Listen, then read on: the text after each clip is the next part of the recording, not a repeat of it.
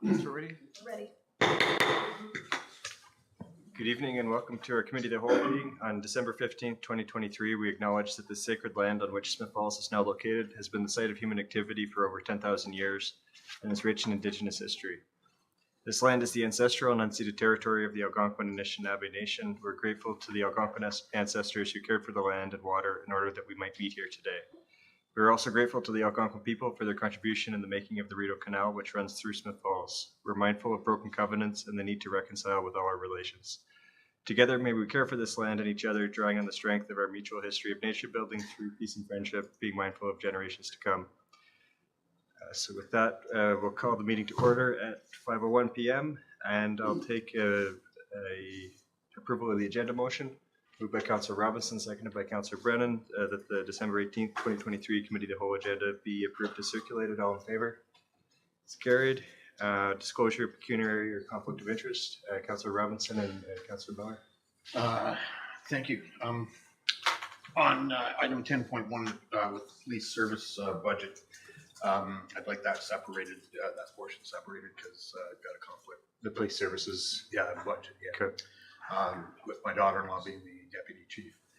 Okay, so could we do like a 10.1A, 10.1B, I'm assuming for the community grant aspect of it too? Same thing, yeah. I have a conflict due to my employer. Okay, so is it okay to take out those two as a 10.1A, 10.1B, and then have a 10.1C, I guess, conversation with everything else, or?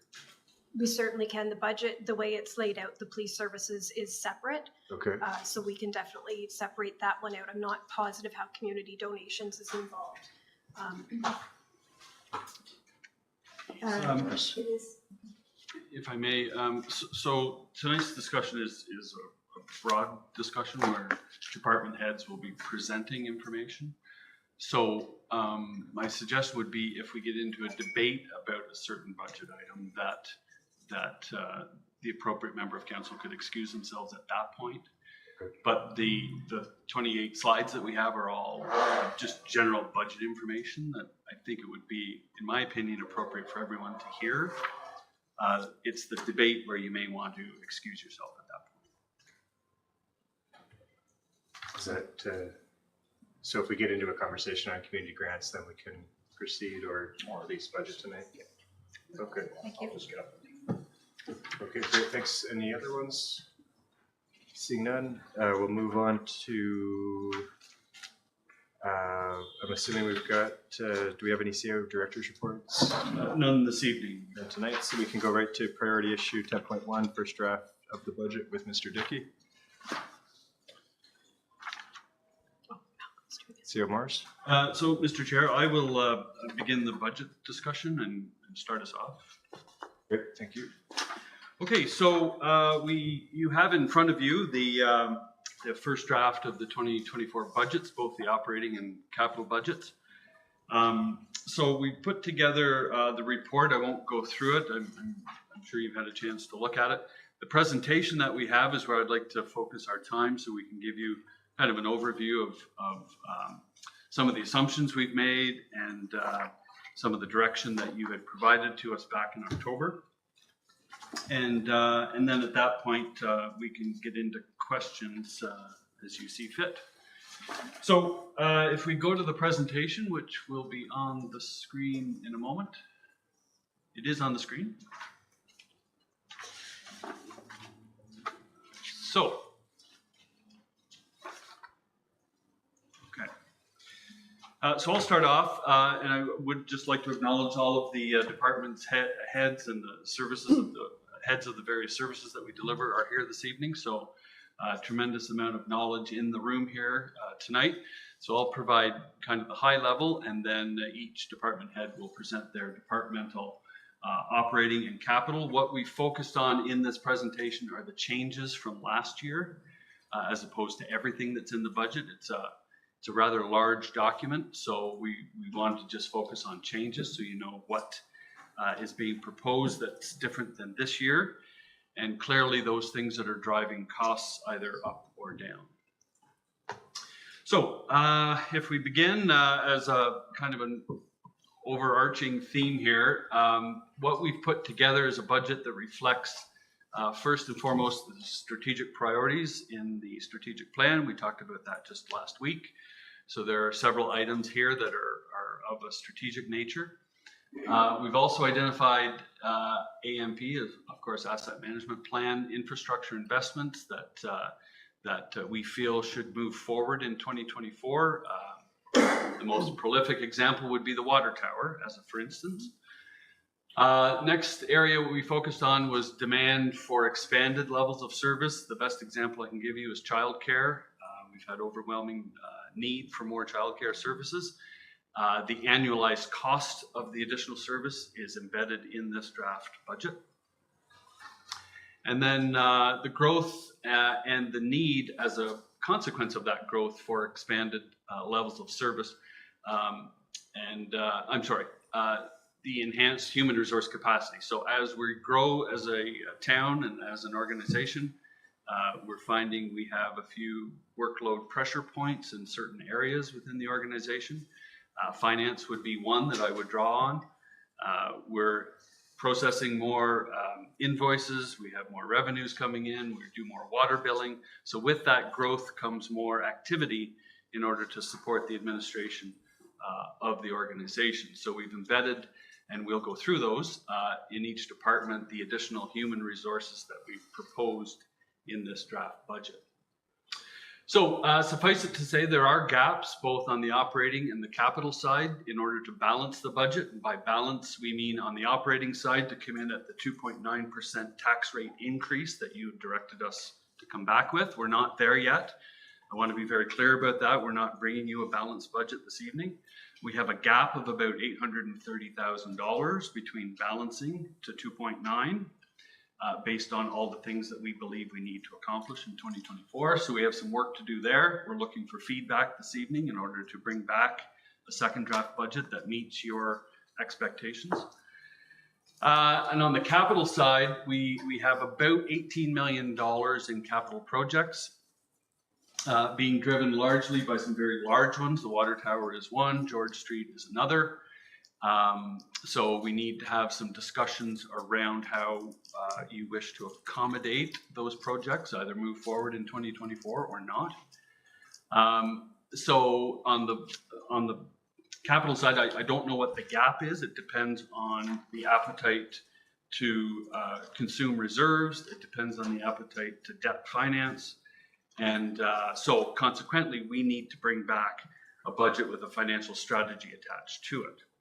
And other strategies will be grant funding. We have applied for a number of grant programs. We don't have confirmation yet, but by the second draft, we hope to either have confirmation or at least have a conversation about monies we may get from other levels of government. We'll also have a discussion about the extent to which DCs, development charges, could fund some of these projects. The obvious example would be the water tower. There's I think, a clear role for DCs to help fund some of those costs. So, so we don't have a strategy. We just have a list of capital items that we want you to consider and provide some initial feedback this evening. So, actually, Madam Clerk, you're slightly ahead of me, but maybe that's an indication to speed up. So thank you for that. I mentioned the water tower. That's taking up a lot of space in the capital budget at $2.3 million. That's $2.3 million in new asks over and above what was in this year's budget. It's a big project. We heard about that recently from Director McMunn. The trunk main to supply the water tower, we're looking at potentially a 3-phase project. Phase 1 would be about $5 million in value. We think you should consider moving forward with that in 2024. George Street, this is phase 1. We've broken that project. It's a large, full-depth reconstruction project, not unlike Beckwith or Catherine Street. We've broken it into 2 phases. Phase 1 would be $2.5 million. And other investments in facilities, there are many. We'll go through them. Each department head has a list of some of the highlights, but there are many, many projects. There are a lot in the $20,000 to $25,000 to $40,000 range. So we need to get our heads around whether we can move forward with all of those or some of those in 2024. But in total, that's about $18 million in ask. So as I mentioned, we have some more work to do. And we'll bring that back in January once we get some direction this evening. Next slide, please. So as directed, the tax rate increase embedded in this budget is 2.9%. That's in addition to the utility rate increases of 5.5 for water and 3.5 for wastewater. Those numbers, as a reminder, come from the 2020 financial plan for utilities that was completed and endorsed by council at the time. In terms of transfers, we've accounted for 1.79 increase in tax supported transfers. So that's a transfer from operating into the tax supported reserve. That's 2.9% over last year, or this year rather. The utility rate supported transfer would be 1.27. That's approximately the same as this year. The insurance premiums, I would note, are driving the operating budget in a measurable way. Our broker has advised we should be planning on a 30% increase effective April 1st. To put that in some perspective, the overall budget corporate-wide for all activities for insurance is about $5 million. I'm sorry, $500,000. The 30% increase represents $112,000. So that's money that would be in next year's budget that is not in this year's budget. That's driving the $830,000 gap that we're presently faced with. From there, we have staff have looked at fees and charges. We think there's room for alterations to fees and charges. They haven't been adjusted in a while. So each department head has done a market research to understand where we should be with our comparators in the market. We have incorporated those increases in this draft. We did not assemble that report in time for today's agenda deadline. We will bring that forward in January to share with you, and we'll have a discussion about what those increases look like. Some would be effective January 1st. Others would, like recreation fees, would not become effective, I think, until September, correct? Yeah. So anyway, we'll have a more robust discussion about those, but I wanted to mention it here because we've already embedded some of those increases in this draft budget. And we'll also bring back an analysis of the amount as a percentage that fees and charges make up of our total revenue stream. So what I can say is by not adjusting them regularly, we fall behind. Having said that, council has not set a target. So I'd like to have a discussion at some point about a target for those types of user fees versus mandated taxation revenue that we collect. So I think those fees play an important role. We need to have a discussion about where they should be as a percentage of total. So anyway, the purpose of the review is to keep pace and make sure that we're competitive and we're not undervaluing the services that we provide, and consequently relying too much on the taxpayer to fund those services. So we need to find that sweet spot. With that said, as I mentioned, we have a shortfall of about $830,000, pardon me. Next slide. So on the capital side, we have about 11 million of the 18 is on the utilities side of the budget. About 7 is on the tax supported side. So that's important when we consider how we're going to fund those services and the reserves we have to support each of the 3, bearing in mind there are 3 broad areas: tax supported, water, and wastewater. So we'll break that down in a more granular way as we move forward. And of course, we need to look at our financial capacity, I mentioned that, and look at funding sources to fund those projects. Tonight is about looking at the overall ask. We think this is what we need to do in 2024, and having a discussion about where you think our priorities should be. For instance, I think one of the big discussions is, do you think we can move forward with both the water tower project, which is tied to funding, and we have a deadline to spend the money to get the funding, so I would strongly encourage us not to defer the water tower project. But we also have George Street at $2.5 million. So we need to make some decisions on whether you want to move forward with both of those projects or only one of them in 2024.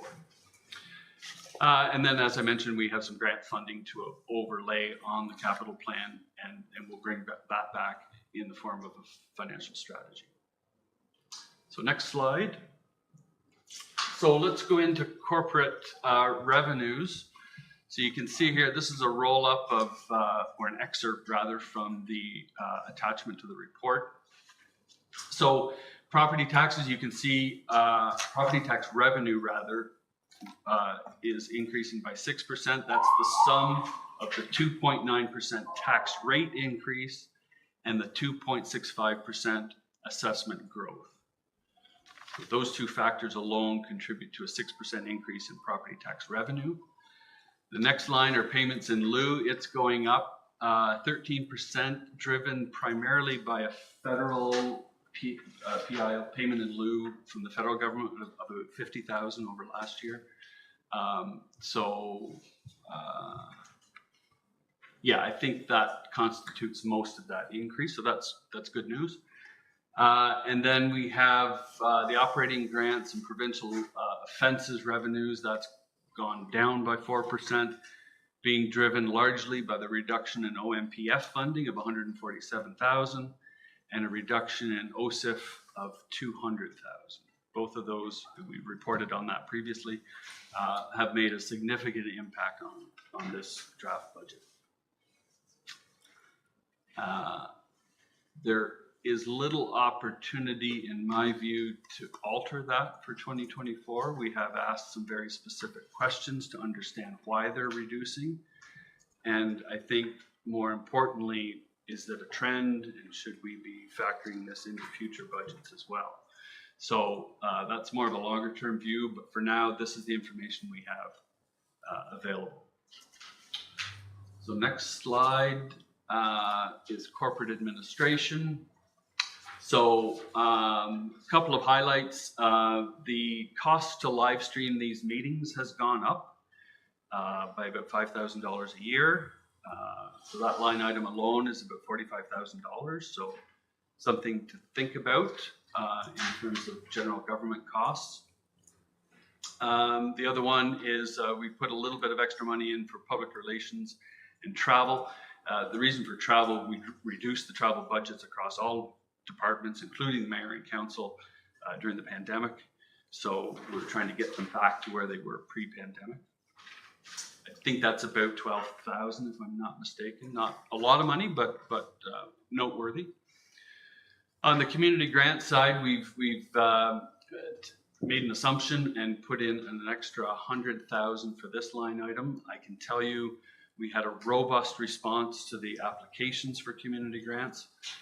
We had 38 applicants, totaling requests of $320,000. So this means the draft budget for community grants is $240,000. So again, we're looking for direction as to whether that's appropriate. We've added $50,000 for Old Home Week Planning Advisory Committee activities. So you'll all recall that's slated for August of 2025. There will need to be money spent in 2024 to prepare for it. So that's there for your consideration. In terms of corporate admin, one of the silver linings in this budget I'd like to emphasize is that we did better than we budgeted on our interest income in 2023, and that's expected to carry over into 2024. So that's interest we earn on cash balances. So the benefit of higher interest rates is we're doing well on our interest income. So that's an additional $500,000 in the budget. So that could not have come at a better time. We have made provisions in this budget for the compensation review adjustments that are coming forward. We don't know what that number is yet, but we will, I hope, before the second draft. But we do have a placeholder in this budget for an adjustment to salaries. We have added in corporate admin a admin assistant position. So council may recall when we did the reorg back in, we announced it in December, it became effective in March. We had done a couple of things. One of noteworthiness was removing the deputy clerk role, which leaves our clerk to handle the full workload of the clerk department. We've also discovered within finance that with those increases in volume of accounts payable coming in and all the tax certificates and the tax bills and the water bills, all that stuff, that we had some pressure points within that area. After a discussion with the staff within finance, we believe that we don't necessarily need a financial analyst or another financial professional, but an admin assistant would certainly offload some tasks that would allow our tax collector and our AP clerk and those people to be more efficient at what they do. So we've embedded an admin assistant in this budget, and I would say that's entirely due to growth. And then the bottom line, I am unable to see from here, but I think it says provision for development of an IT strategy. Right now we have in-house expertise. We also contract out for some IT assistance. I believe we need to take a more holistic look at our IT services, and I think a modernization of IT is in order. So we do have a provision in here for a consultant to come in and have a look at our IT systems and make some recommendations on making it more contemporary, making it more user-friendly, and making us more proficient in what we do through IT upgrades. So at that point, I think that's the end of the corporate admin and the general comments. So at this point, I would turn it over to Acting Chief MP to talk about police services. Mr. Chair, you want questions at the end or on your section, or do we wait? I'm flexible. Yeah, probably better to do them as we go. It would be too much at the end. So questions, Councillor Robinson. Thank you. First off, I'd like to thank the staff for the work that they've put into this first draft, but there's a few things, three in particular, that kind of caught me off guard. First, where did the figure of $50,000 come from for the Old Home Week Committee? We've been open to helping them out, but we don't have an unlimited supply of money, and without supporting documentation, there's, my opinion, is no way they get $50,000. Then there's the line in the draft that refers to water meter replacement, and it doesn't show as linked to the asset management plan or the strategic plan at a cost of $750,000.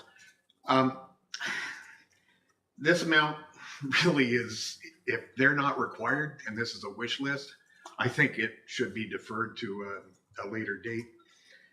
And then economic development, they're asking for $99,000 or a 15% increase. So that's to hire a full-time tourism coordinator. It costs $75,000. I was led to believe that tourism function was put over to the Heritage House Museum staff in the past year. So I'm wondering, why do we have to spend that? So anyway, that's three things that I just picked up on immediately. So all of these increased costs more than cover the shortfall of $830,000. So there are efficiencies to be found, and I'm sure there'll be more before we have our next discussion on that. But I just wanted to make that comment because I picked up on that stuff right away. Through the chair, so thanks for the question. Really insightful items that you picked out. So let's take one at a time. So the Old Home Week was a request from the committee. It went to Ms. Crowder. I'm not familiar with the content of that request, but we could certainly bring that back and share it with council what the nature of that request is. So that's certainly an item that you may want to talk about a little bit more. What we have asked, what I can say, and Ms. Crowder's not here this evening, but she has asked for an overall global budget for the event. It's something that we need to attend to, and I'll let the experts talk in more detail about that. But I would offer that's a capital item, so may not directly affect the 830,000 operating deficit. And then the last item, you're right. What we found is we bundled tourism and culture together a couple of years ago. Julia did that. And what we've discovered is that Heritage House, there's a lot more programming. I think everyone would agree. There's a lot of programming coming out of Heritage House, and that takes an immense amount of resources. It did not leave enough to provide what Julia felt was appropriate levels of tourism promotion and development outside of Heritage House. So she's proposing that another resource would help to augment the work that's being done without sacrificing necessarily the programming that's happening at Heritage House. So that would be my initial response to those, but all good questions. Thanks, Seymour. Before we continue, what's the scope of the questions we want to have right now? Like, I'm guessing Public Works, Utilities, they're going to have separate presentations, but what do we want to focus on in this round? Well, if we could focus on the corporate, the overall kind of picture and the corporate services element of the budget, that would be helpful. Sounds good. We good. Councilor McKenna. Thank you, Mr. Chair. Yeah, my questions were specific to your presentation. It was just one, I was looking for the hospital donation that we make and just wondering where is it embedded? Through the chair is a fine question. I'm going to refer that one to our interim treasurer, Mr. Dickey. And you can get back to me on that first. Thanks. I can tell you it went from 176,000 to 180. I'm just not sure where it is in the budget. Community programs. Okay. So on the previous slide, under community programs of 493,466, 180 of that is the hospital donation. If I may, just so then the community grants is also under that one? Just seemed, Correct. okay, so the only increase we're seeing there is in the community grants and a small bump for the hospital. Correct. Okay, thank you. Councilor Brennan. Yeah, thanks for that. And there's going to be lots more questions, of course. But it seems to me that there's a lot of blanks here. I mean, it's we talked about, you spoke about George Street. Well, I don't know that we do George Street unless we get some upper tier funding, as we did with Catherine Street. So that would be contingent on, in my mind, on getting some money to help with that. So there's a lot of blanks, and I look forward to the departmental presentations because I do have questions about some of the asks that are made in the capital part of it. So I think there's some room there to find some savings. If you could just clarify, because I know I'm kind of surprised and a little taken aback by saying that the operating side is 830K down. So I'm not sure how can that be? I could see it if you factor in the capital side, but if you could speak to that a little bit, how we're down $800,000 on operating. Is that just because of more wages, the insurance, and that sort of thing? Yeah, so through the chair, so it's a combination of all those cost drivers that we talked about. The reduction in provincial funding is 347,000 alone. That's driving the 830. Additional staffing, as I pointed out with the admin assistant, you'll hear from the departments about their staffing requirements. That's contributing to it. So it's insurance is 112,000. So it's a combination of all those increases in costs. Okay, just to follow up, Mr. Chair, I get that. Like I understand, we're down on the money that we usually expect, and there's an increased cost from the county, but there's no really way to find 180. on the operating side. So it's gonna have to come from the capital side, am I right? Because you can't find the 830, you can't take that and, you know, fire a bunch of people or whatever, or not hire anybody, but that's a big number. So can you find that we can find that on the capital side to make up for it. Is that correct? So through the chair, I would answer that by encouraging you to separate the operating from the capital. So within this budget, we've identified transfer to capital. And that was the 1.8 of the tax supported side. So that's an operating expense, for lack of a better word, that goes into a capital reserve. So we could slash that 1.8 by 830 and solve the operating budget problem, but then we'll create a deficiency on the capital side. So I think we need to look at them in isolation. Ultimately, they're linked. You can save on one and make up on the other. But at the end of the day, until we come back with a financial strategy to fund the capital plan, it would be difficult to make that determination, and arguably premature to make that. But I get what you're saying. It's all one budget. It's one pot of money. It's how much do we want to allocate for capital projects versus how much we want to allocate to operate the town. Okay, just a final comment, Mr. Chair, if I may. That's why I started my comments by saying there's a lot of holes here. And this is just a preliminary discussion. I hope we can go through the capital and see what our priorities are. I know you've put in, whether it's part of the strat plan or asset management plan, these certain projects, so we can hopefully we can go through that and provide advice that way. But for me, I mean, I need to know how we're going to pay for stuff, i.e. George Street. And the other piece of information that would be helpful, I think, for council is to see where our debt is. Because then I think I mentioned this last meeting. It would be great to see the projects that we're still paying for that go back a great number of years, i.e. the rink, the water treatment plant. Where are we in those, on those paybacks?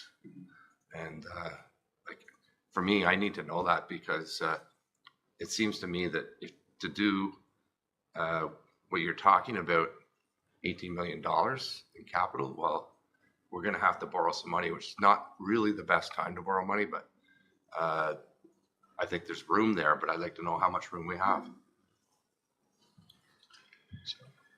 So we heard that request. We will bring back a report on our debt situation. What I can tell you is that our revenue to debt ratio is much better than it was several years ago. Our debt has been reduced, our revenues are increasing, so we're heading in the right direction. And what I can also tell you is we're a long way from our self-imposed debt repayment ceiling. So what's meant by that is the province imposes a debt repayment ceiling. You can only spend so much money on servicing your debt for a municipality. They give us that number. I think it's, I forget what the number is, 400,000 a year or something like that. Anyway, and then council has a self-imposed debt repayment ceiling, and we're well below that threshold.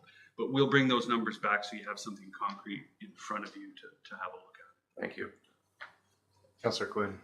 Thank you.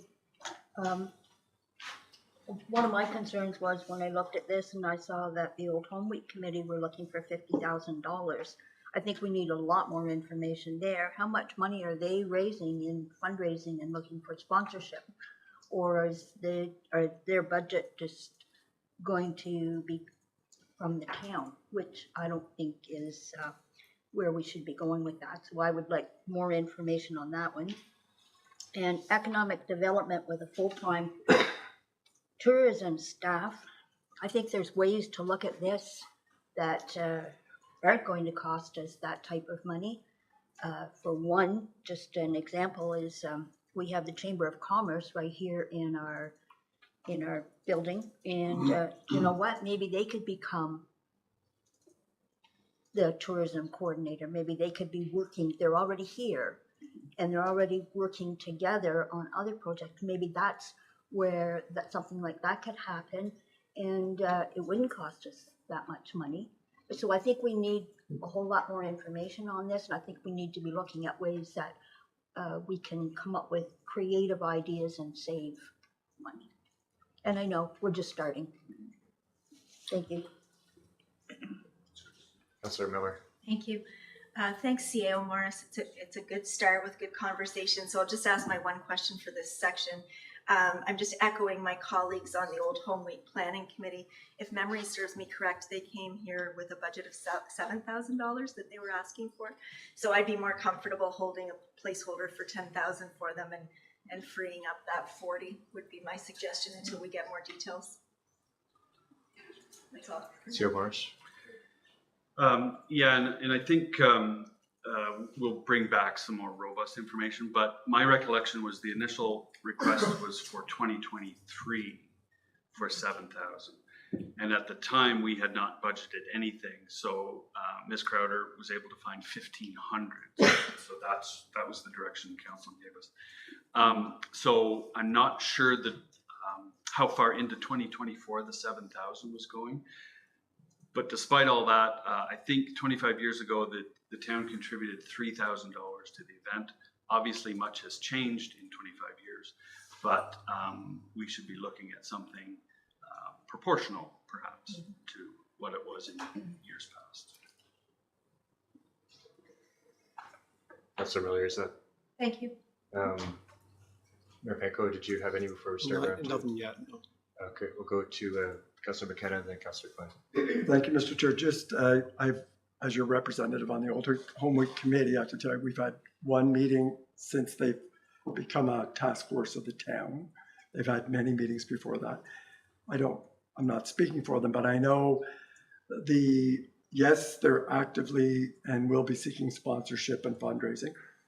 The town did contribute that 3,000 25 years ago, but they also contributed a huge amount of in-kind. So there were never any charges. Staff worked on everything related to Old Home Week. All the venues were free, and we have a different policy framework than today. And the 50,000 is specifically for to book large acts, bands, amusement, fairs. You need to put a deposit down in 2024 to hold it for 2025. So a lot of that, so a more detailed budget will be coming, but that money is the seed money, mostly for deposits to hold acts and venues and equipment.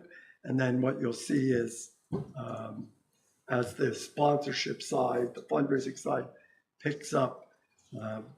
So that's really where they're at. And we're meeting tomorrow at 5, and we'll have again start to fill out that ask in with more detail.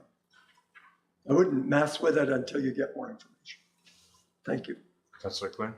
So through the chair, Peter, just on that, so the 10, if say it was $5,000 now or $10,000, at least that would give them some money to start to work with to book some of these acts and entertainment or whatever. And thank you. We do need much more information on that. One more question. CAO Morris, when we're dealing with insurance, do we ever go out and negotiate with insurance companies and tell them they're too much and we can't afford that, or there might be somebody else that could, just like we do in our own personal lives? Is that a... Yeah, great question. We do. We go to the market from time to time, but we're very careful that we don't do that too often. And what happens is when you start, as an organization, start shopping insurance, it become less desirable for people to bid on that service. So we've been with IPE for 3 years now. 2.5. 2.5. So a relatively short amount of time.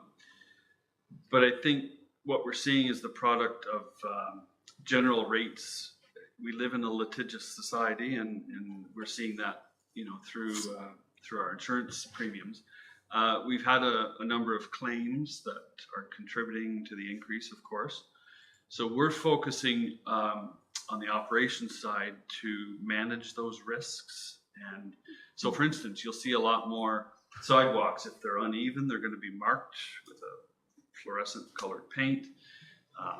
Director McMahon has monies to fix some of those areas. So we're looking at what we can do internally to manage that risk. But I think every municipality in the Dominion is facing the same, they're having the same discussion. How do we manage it? I can also tell you there aren't a lot of large companies that will insure municipalities. So while I'm not saying we shouldn't go to the market, I'm saying there can be downstream impacts of shopping too often. Just to follow up on that, my son-in-law is in insurance, and we question him often. Just The dinner table. Yeah, at the dinner table. That's right. And so we don't necessarily need to go maybe looking for another provider, but maybe we just need to express our opinion, like your premiums are getting too high. We need to do something here. What can we do to work with them to get this to a better place? Thank you. Good advice. Thank you. I'm going to weigh in with some comments. My first question, I'm assuming this is the time to talk academic tourism, or is there a separate presentation? Actually, there's a separate section. I'll be back to deliver that in Well, Julie's absence. So. Community grants, is this the time to ask a question on that? Or I'm wondering what the total envelope is, because we've cut the on the roll program. So I just want to know, when we say we've increased it by this much, is it actually a net increase, or is it just a combination of the on the roll and the community grants? So yeah, good question. So our policy historically has been to earmark 1% of property tax revenues. So 1% is about 180,000 roughly. So we took the 180, added the 25 that used to exist in on the roll to come up to the number. And then we added more to it, and that was purely a judgment call on behalf of staff because of the tremendous demand we have.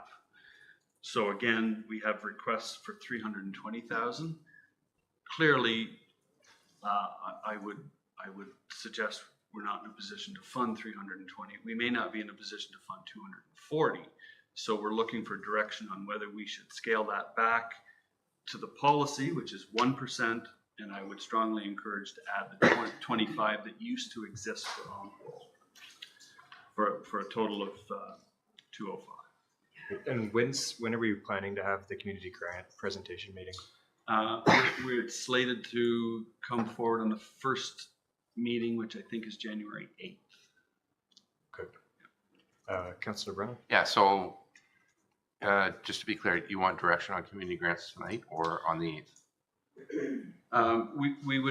We would like direction before the second draft, but I would suggest you reserve that direction until we hear from the applicants, and only those that request more than 10,000 are coming forward. But the staff committee, the selection committee, will have finished our work and we'll make a recommendation on the 8th. Okay, I'll hold my comments to that. Good, thanks. It sounds like there's not much point having any more about the community grants tonight, so that's good. One thing I was a little bit blown away by was the streaming of meetings and the $40,000 associated with that. I know in the past that the TV producer would come here, bring the equipment, and cover all that cost. And I know that there's significant grants available to create that local community content. So if we're shifting into the production side of it, I'm wondering if we can make those grants available to us, or if we can charge the people that are reposting them on their own feeds to do some cost recovery, and also look at cheaper ways of producing it, because it just seems like that's almost a part-time position. I was just really surprised by the amount of that. Is there any options there, or anything to look into? I believe there are, but I would refer that question to the clerk. Thank you, through you, Mr. Chair. Keep in mind also that we've also increased the number of committees that we have to live stream. So that has created a higher cost as well. So we not only have to live stream all of our meetings, but all the committee meetings. I think we've added maybe 3 committees in the past couple of years. So that has increased the cost significantly. We do get a good fee to live stream our meetings, but it's just due to the sheer volume of all of the meetings. So maybe, something council could look at in the future is if we want to continue to live stream our committee, not committee of the whole or council meetings, but if we want to continue to live stream all of our committee meetings. So that's something we can look at, and we can get viewership statistics and look to see if we want to continue to live stream every committee, or if there's just certain ones that we do get more community involvement in. But it's just the sheer volume of all of the meetings that we have to live stream. What's our cost per meeting right now? I can't pull that up off the top No of my worries, head, yeah. but I Put you can on the get it spot, for you. but that'd be Yeah. good to know. Okay, thanks. Any last questions on the corporate services general presentation? Okay, thanks. So we'll move on to our police service. And I guess in the last one, we'll note that Councillor Miller left for the question on community grants at 5:41. And Councillor Robinson, were you going to leave for this one? Or? Maybe I will. Okay, so at 5:47. Good evening, council members and chair.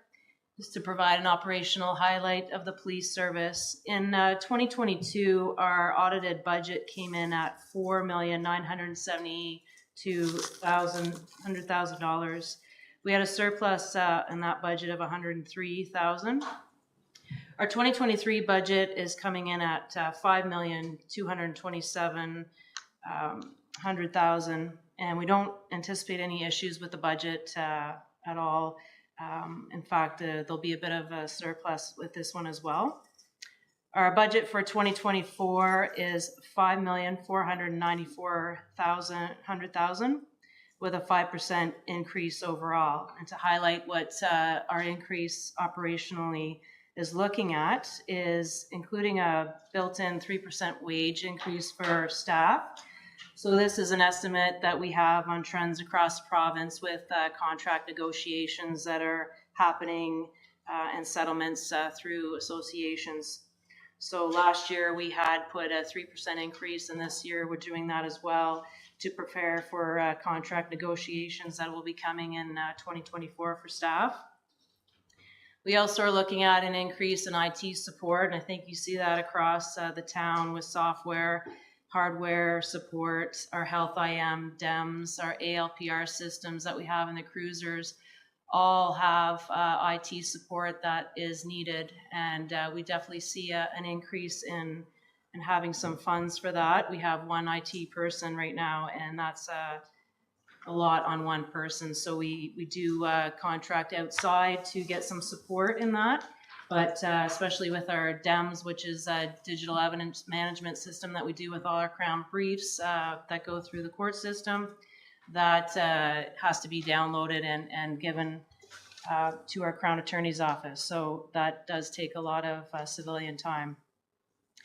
Our replacement of our tasers are going into our operational budget this year. We found that instead of buying one lump sum of tasers, that we are going to do it over a 5-year program, a lease program. So it's just over approximately $15,000 per year.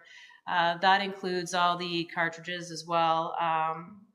They're a very expensive cost, and I compare our CEWs to similar to Apple products, where you go through 5 years of purchasing these things, and you can't find parts for them anymore. So it's cheaper and feasible for services across to have the leases, so that if there's any problems with them, any replacements that we needed, any cartridges that we need to buy, it's all included in this lease. It's very expensive, and with the new Community Safety and Policing Act that's coming in 2024, officers have to go through a lot more training than in the past.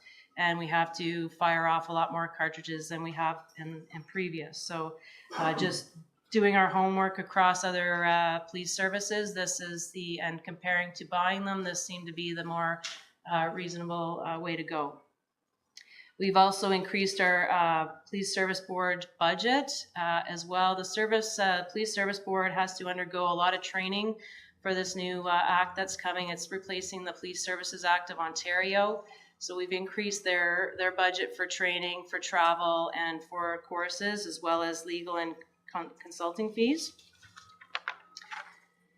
89% of our police operating budget consists of staff costing. If you could just go to the next slide, sorry. 5.7% of our operating budget is related to the police building expenses. 5% of the remaining operating budget relates to costs of our equipment, uniform, supplies, training, fleet costs, IT costs, legal consulting fees, and our insurance is going to jump substantially as well. And that inflation with everything, that's what impacts the overall operating budget. But just to give you an overview of what our budget looks like. Our capital budget in 2024 is $105,000. This is including one fully marked SUV Ford Explorer with all in will be $80,000. That's with our radio system and everything that we have to put in the cruiser. As well as adding $25,000 to our current NG911 project reserve. So right now we have $100,000 in the reserve. We're adding another $25,000 into the reserve. We don't know exactly what this is going to cost in the future when grants are no longer available to police services to do with the NG911. So we want to be prepared to have money in the reserve in case we do need it. And that's a highlighted overview of our police budget. Subject to any questions? Thank you. Questions? Mayor Penko. I guess on behalf of Police Service Board, we did approve this budget at our last Police Service Board meeting. So it comes to council intact as approved. And I think as the acting chief indicated, the vast majority of the cost is with personnel. And the collective agreement is tied to the OPP agreement, which we anticipate will lead to obviously an increase in wages in 2024. So it's not a lot of wiggle room here.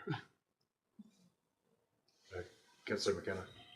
Thank you, Acting Chief. I'm still deputy. He's on vacation right now to the end of the year. And what's his name? I mean, Yeah. and I fully understand that the Police Services Board, this is their budget, and I appreciate that. I just wanted to comment on your plan for improving IT support. Yes. And support that. I still think it's, when I look at what's in that bundle of that, it's like 5% for all of those things, and IT is hidden in there. Yeah. I would suggest that it's not enough, and I don't know how the formality would work, but if this council supports a digital transformation or modernization of its IT strategy, I would encourage the Police Services Board to consider some sort of a leveraging that and doing the same thing. Yeah. Because I think it's woefully low amount of money you've got in there for that. So yeah, I would like to ask or add as well. I have a grant that we applied for in the police service for bail compliance. Have not received feedback yet from the government, but that is IT support as well. And IT support will be in the NG911. So hopefully we can bump up with the NG911 reserves that we have, as well as any grant funding that I could use to have IT support and also civilian staff.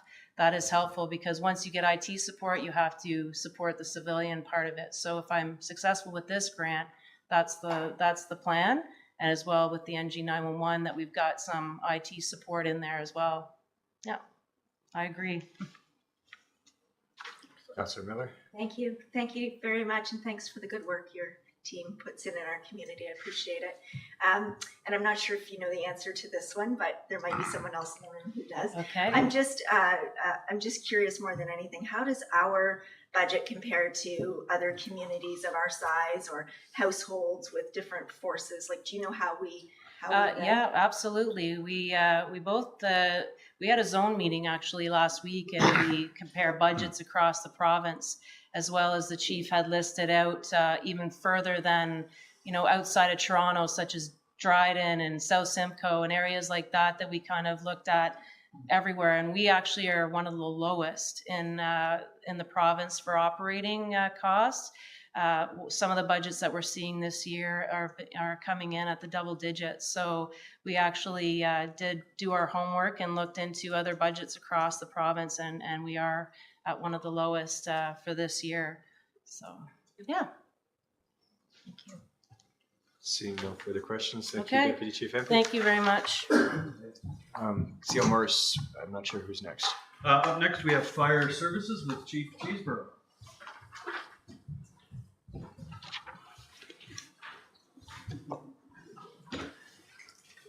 Thank you. My presentation tonight for the operating side is there's a couple changes in the first line. It's indicated that the dispatch staffing hours would be increased. What we're proposing is a reduction in the apportioned amount of the IT to the fire service, which is currently 40% on the operating side for the fire department, and the remaining 60% is for the rest of the corporation. So in discussions with the treasurer, we have proposed reducing that to 5%. That 35% reduction will result in a net savings on the conversion of the part-time dispatch to a full-time dispatch. And a couple of the reasons that we want to move in that direction is over the last 2.5 years, 2023 was the first year in the last 2.5 years that the full-time staff have been able to take their vacation. We've been hit with a shortage in staffing due to a WSIB claim, a second staff member off for a prolonged period for health reasons that reduced our operating staff to 4. Those 4 individuals carried the dispatching and fire response for the major portion of the year. It resulted in some pretty tough times for them, not being able to take their vacation, not being able to take their loo time. But having the ability to work with our unionized environment, they agreed that they would do that should we be able to put in for a part-time dispatcher. This is the 3rd part-time dispatching position that we've had. The first one lasted a few weeks. It wasn't the person's forte. The second person coming in didn't have all the required knowledge and skills, tried to work towards it, certainly couldn't master that. The current person we have has got close to 23 years of experience in dispatching for both regional police, municipal police, and provincial police. So it's our intent to reduce the IT, to bring that person on full-time, which would be no increase in our operating costs for that staffing position. The items that are driving our 2024 increase in our operating side are our legal fees. We experienced some extensive legal costs this year and over the last 1.5 years. We've had salary increases both on the full-time staff as well as the volunteer staff, one due to the collective agreement, the other one based on the non-union agreement. Our training costs based on the NFPA mandate for the province of Ontario has increased our costs. Communication has increased. Our borrowing amount on the aerial platform has increased significantly. Then we add in the additional costs for fuel, for insurance. Those are the items that are actually driving that 11%. It's certainly not a staffing related cost, with the exception of we still are paying a portion of the WSIB claim for the staff member that's been off 1.5 years. So that's a contributing factor on the salary side when we factor that in. On the capital side, we have received additional funding through the second round of grant funding, an additional $448,000. That's bringing our total just close to $1 million of grant funding for next generation. Our ask for a CAD upgrade, the CAD upgrade was not eligible for grant funding. Our connection through the CAD system for the next generation was eligible, but certainly not the upgrade to our CAD system. And the significance of the CAD system when we look at it, that's the piece of equipment that does our mapping, incident reporting, statistical information, types of calls. It creates the incident. It houses pre-planning, caller information when somebody calls. If it happens to be on a cell phone, we have the capability of pinging that location. It gives us callback numbers, contact numbers, various hazards, and also provides a history of previous calls to that certain location. So that's a significant portion of our CAD system. The other two items that we've requested is an ammonia detector. We've responded to the arena more than once regarding the ammonia leak or potential leak. There's currently no handheld ammonia detector either in the arena or in the fire service. So that limits our capability of responding and determining exactly where that ammonia is coming from or if there is a leak. The garage doors for the fire hall, I believe if we look at them, they're in need of serious repair. They're warped. There's no pieces and parts left for the motors. We've replaced one motor. And the garage doors are well worn. They have holes in them, they don't properly seal. Certainly from an energy efficiency standpoint that we went through, this wasn't captured in the energy audit from a number of years ago when that was put forward. The last item is for the potential of resurfacing the floor in the bays of the fire hall. Again, worn down, and they need to have some serious work put towards them.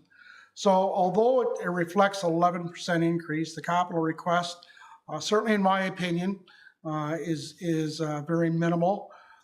Yes, it does contribute to the large increase that we're looking at for capital items right across the board. But those items that I've indicated with the CAD upgrade, the ammonia detector, are significant items that are needed for the operation of the fire department. That is my presentation. Thanks, Councillor Brennan. Thanks, Chief, and it is minimal. I'm just looking at the budget summary that we got in the garage doors don't seem to be on it. What's the cost of that, dude? We received a quote, which I think is far exceeds what the cost would be for 5 doors and 4 motors was $50,000. You'll see that reflected in the facility portion of the presentation that Oh, okay. Okay. Director Clark has in hers. So anything facility related. Okay, and the same with the floors. Correct. Okay. Correct. So is that because we used to have the great discussion about it was too big, its functionality. Is that still an issue? Well, the 2 bay is now the training room. Training room, so that's fine now. So that's been filled in with concrete, so it's pretty solid now. The one item, I'm sorry, on the capital that I hadn't indicated was positive pressure fans. That's $23,000 for 2 fans. They're electric fans. And the driving force behind those is the high rises at Le Pen, Samir high rises where we can't use the gas powered equipment inside the building. So those units help ventilate in the event that there's a fire or smoke contained within the building. Thanks, Chief. Any other questions for Fire and Bylaw? Mayor Pico? Thanks, Chief. And I guess whether it be yourself or Director Clark, but the Green Municipal Fund. I'm The sorry? Green Municipal Fund. Yes. I wonder if we're pursuing potential grant opportunities from that for the garage doors. And hopefully improves the That's building through the envelope. chair. That's a good question. We haven't done that. We haven't applied for that. I assume all grant applications will be sought. Okay. Thank you. Seeing no further questions, comments. Thank you, Chief. Next, we have Community Services with Stephanie. Good evening, everyone. It's exciting. It's my first budget with you guys. Just to address your question, Mayor Panko, before I get started, we will be looking for every possible dollar that other people can fund, and so Green Municipal Fund's on the docket for sure, for more broadly energy efficiency type things, but with all our facilities. So this budget that I'm first draft presenting is sort of a twofold approach from this department to operations. Firstly, it's playing catch up through a number of one-time requests that are identified. And secondly, identifying areas of service where standards can be improved based on the number of, I don't want to say the inordinate number of emails that have come to my inbox since I started in March, but there's a significant trend in terms of complaints and concerns that I think are fairly low-hanging fruit that we can address through increasing our service standards, and so that's reflected here. Just a couple of quick notes in terms of the operational highlights. Parks is down at this point because of a preliminary reallocation to facilities based on a revised staffing model. That's still underway, so that will shift between facilities and parks to be a little bit more equitable in forthcoming drafts. The second is the crossing guards is also down, but the chief and I have not yet connected on that. Chief Cheeseborough. It still rests under that department, so it hasn't been transferred to me just yet in terms of the budgeting, although the oversight is within community services. So we're going to be working on that ahead of the forthcoming drafts. And you'll notice a significant increase in Hillcrest. I think it's time to provide some quality efforts into the Hillcrest Cemetery, and so this investment is required to address ongoing concerns related to service standards specifically. And that does take up a significant amount of oxygen, as it were, in my inbox, those complaints and concerns. And I think that we can address those relatively simply, but it will take at least a one-time investment for this coming year. In terms of, next one, thank you. So looking at things like tools, maintenance, we have a new position that we're going to be re-advertising for in January. But that position as the building maintenance lead hand doesn't have a set of tools. So they were using their own tools. The cemetery caretaker is using his own tools. And so over time, things go missing, get broken. They haven't been replaced effectively. So we'll be looking at doing that, trying to catch up on some projects there. We are obviously opening Thurber Street. It is now open, but it's only open halfway. We'll be looking in April to be moving to a full capacity, which means we need additional ECE positions to ensure that legislative ratios are met. And I think that's about 5.5 positions, FTE positions. Obviously, we're also concerned about some of the comments that are coming forward. We do have a significant number of facilities. We have a lot of square footage that we need to cover. So we're looking at adding additional custodial hours because that's one of the first lines of opportunity for us to make a good impression as an organization, and also something that's relatively simple. So it is all hands on deck, but we need somebody to provide specific custodial services. And so we'd like to increase some of those hours. In addition to, we have 2 permanent part-time staff who've been with us for a very long time, and it's time to move them into a full-time position. In terms of increased level of service for parkland cemetery maintenance, as I mentioned, we do have a fairly significant area of risk in terms of our monuments. We have not been able to keep up with their repair, and so we would like to get it done this year and then have a better program moving forward to make sure that we're not experiencing risk or having any injuries or concerns as a result of that. And then also requesting some additional support to existing operational activities within the arena. We need more floater folks. This is not a full-time position, rather it's a number of part-time positions that are broken down so we can have attendants doing attendant duties and not having the director pushing nets on a Thursday night, which is really awkward when her boss comes by and makes note that I'm there. So we want to make sure that the people are that staff are doing the duties that they're appropriately paid for, and we're making sure that we're meeting the need with the right level of service staff or staffing as well. In terms of capital, does anyone have any specific questions? I think my priorities are the youth arena feasibility study. We are facing a significant potential fairly significant potential investment in the youth arena. I would like to discover if that's the best case that we can make. Is it the highest and best use? Does it make sense to put that significant investment in the next 5 years into that facility, or is there something better or different we can do? So the request is in for a feasibility study. We have ongoing facility investments. Heritage House Museum needs some significant work. We'd like to make sure that we're not going to lose that building because we haven't taken care of it. And there is a lot of moisture that gets into that area that needs to be dealt with. The arena also has some upgrades that is required, dehumidifiers, things like that, just ongoing maintenance that's it's a 10-year life cycle in a lot of our facility infrastructure, and so we're beyond the 10 years. We need to make sure we're changing things out. And also the strategic plan gives us direction to look at accessible playground infrastructure, enhancing park spaces, and that's included in this budget as well. We are, as I said, seeking revenue from anywhere. I love when other people pay for stuff that we do. So this is, Tana has actually been working really hard to try and find funding from the federal, the provincial, and other areas. So as much as we can, she's pushing out applications and trying to be creative in our leveraging those applications. Any questions? I think for this one, let's split the conversation into the capital and the operating. So if there's any questions on the operating to start off, because I think the capital is going to be more in depth, but maybe I'm wrong. Or Peko? Yeah, thanks, Director Clark. Just going to reopening Thurber and the additional operating costs there with, I presume that's our share of the cost after the subsidy, federal subsidy flowing through the province, through the county to us for wages. Is that?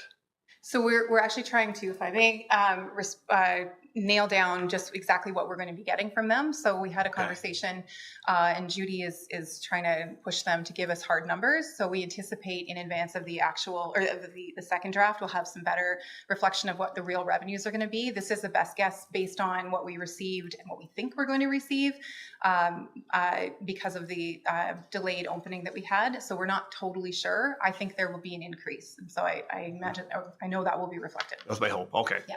Thank you. Councillor Quinn. Thank you.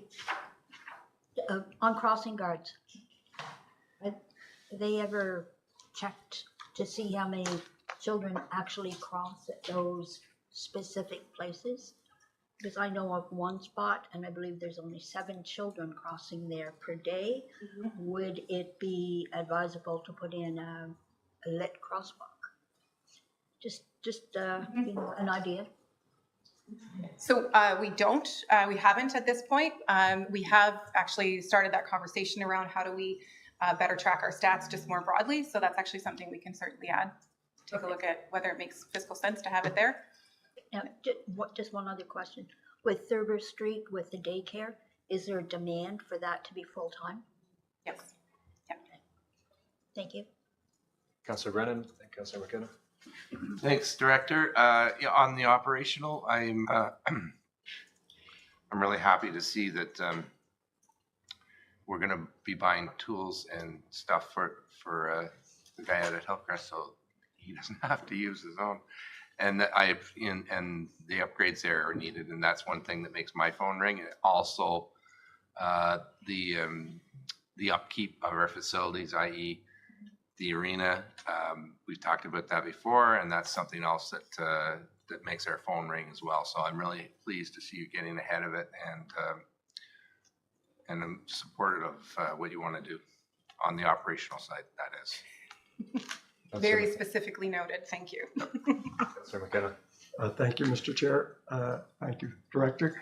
On the Hillcrest Cemetery, how much capacity is there for growth there? Do you have a sense of that? Is there? I have that in my inbox somewhere, and I can find out and answer that question. More around revenue generation and where the population is moving. A lot of the population wanting to move away from energy hogs around cremation and looking at natural burials. They're quite a demand, and they're quite lucrative, to be honest with you. And I just wondered if we have the capacity. We can certainly look. I would look into natural burials and make money, better for the environment. And if we've got the room, it's rare that municipality owns it and has that kind of control. So thank you. Councillor Miller. Thank you. Thank you, Director Clark. It was unfortunate that our Movies Under the Stars trailer was stolen this year. Did any of that get covered by insurance? Through the chair, yes. So the many of the items, additional items purchased many years ago for the movie nights was through my business, and I'm checking the rider. Even though we turned the equipment over to the town in 2018, I guess I was still insuring the equipment. So we're working through that process right now to determine exactly what was covered. We'll likely be applying the claim in probably during the new year, and hopefully it will cover most of that cost. And I have several questions, and I'm not sure if which bucket this one goes in, so I'll just throw it out there. For the additional costs at Hillcrest, can we use some of those reserve funds that are getting so big? So the conversation that we've had, Steve and I had with Malcolm just recently was that yes, we'd like to move some of the money out of the reserve to care for some of the upkeep, particularly around the monuments. Because when you purchase, I haven't purchased a plot recently, but when you purchase a plot, a portion of it goes into a care fund, and so we'd be using that to offset some of the costs. Last questions on operating? I've got one on Hillcrest. I'm wondering, with that reserve, is it meant to pay for the maintenance in perpetuity once the area is full? And what's the target, or what would that need to be? Target in terms of the number of... Once the plots are all sold, what's the annual expected maintenance of the facility? Well, that is a great question that I will try to find an answer to. Great, seeing no further operation questions, who wants to start off capital? Councillor Brennan. Sure. So it's quite a list here, I must say. Smaller than originally. Yeah, and it's, I mean, it's not, a lot of it is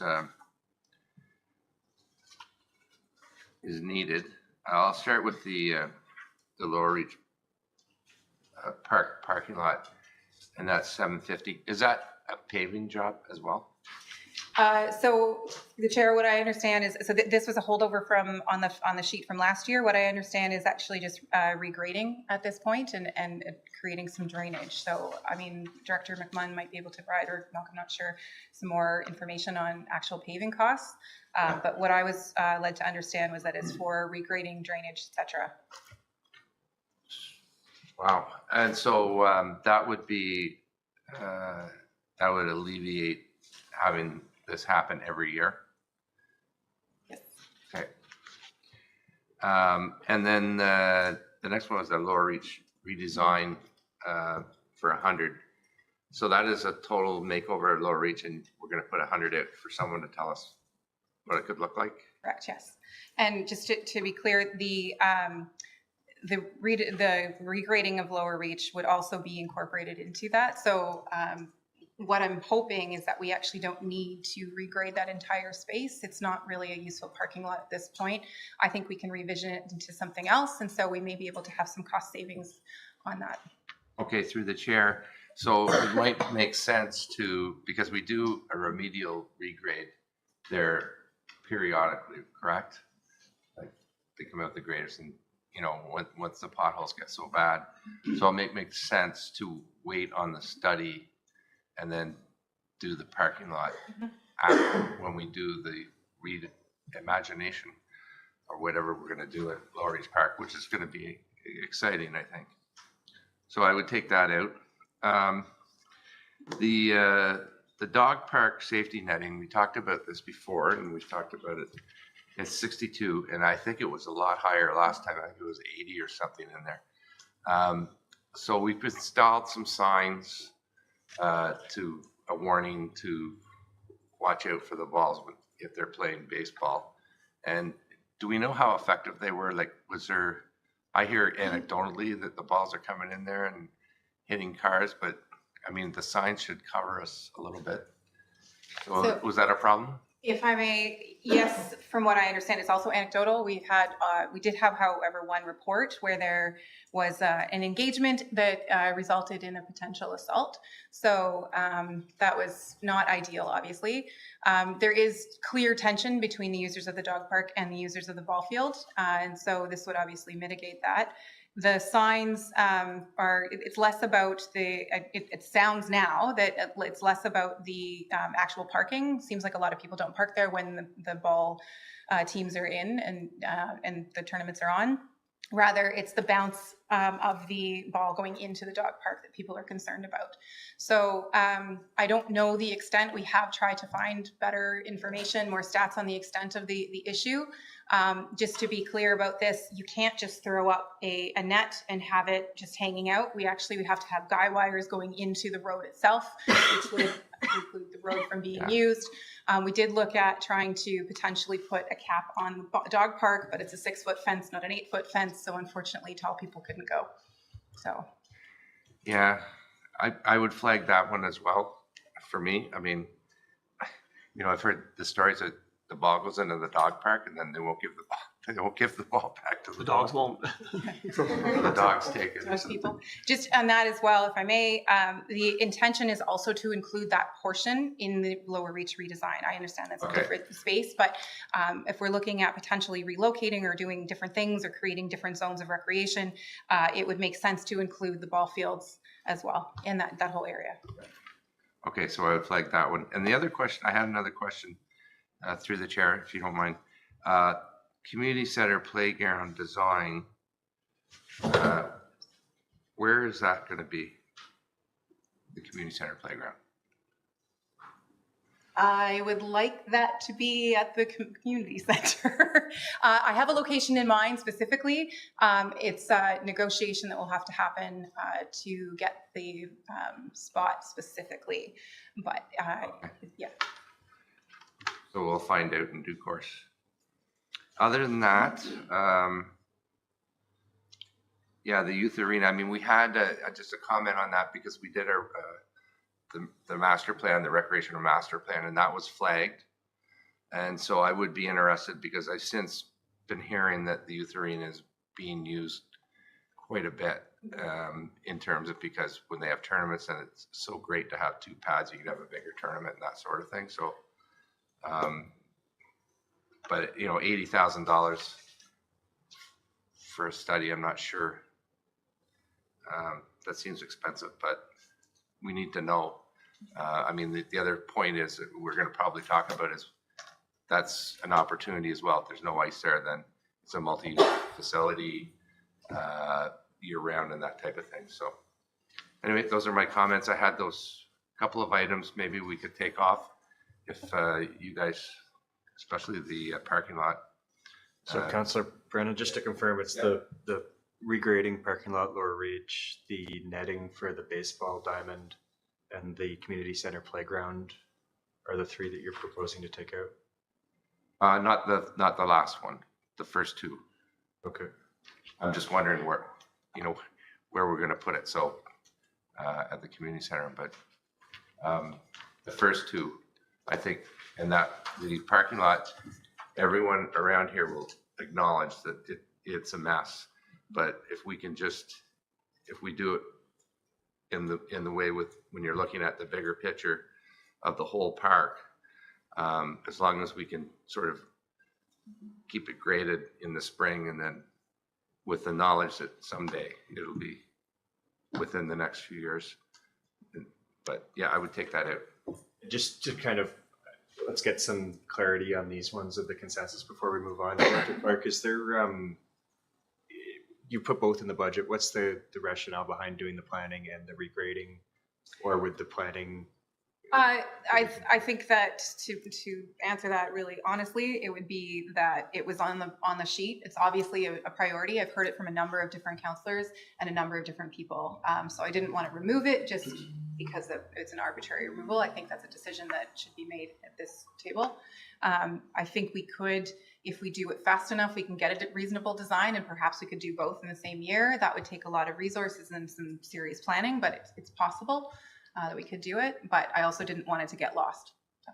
And that does not include paving, it just includes regrading. From what I understand, I don't believe it includes paving. Okay, so I'm just looking for a consensus to remove that this year.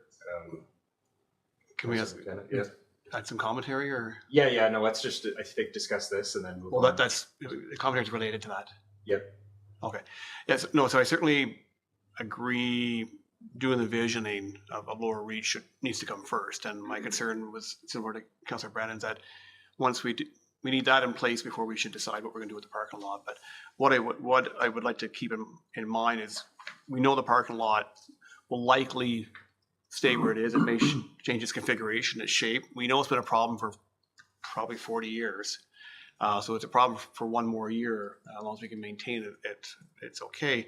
But I was going to suggest rather than completely taking it out, knowing we will be doing it probably in 2025, do we say, okay, well, let's leave a certain portion of that within the capital budget as reserve towards the work that would happen a year later. So if it's going to be 750 to do it, maybe it's leaving 350 in there and putting 400 in 2025 rather than burning 1 year. But I agree with the principle of deferring the work until we've done the visioning, for sure. Same thing for the nets, because there's no sense doing the nets if we end up reconfiguring where the ball diamonds are. Seeing nodding heads on that idea. Is there consensus? Thumbs up. Great. So we've got direction on the parking lot. CO Morris?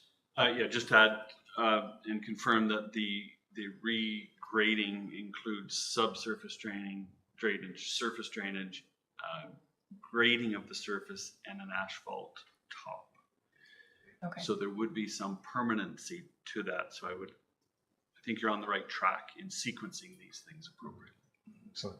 And we can leave it to staff to figure out what the magic number is for this year and next year. Excellent. And then with that note, I think I'm seeing nodding heads on postponing the netting too. Is that fair? Mm-hmm. Okay, so we've got consensus on those two.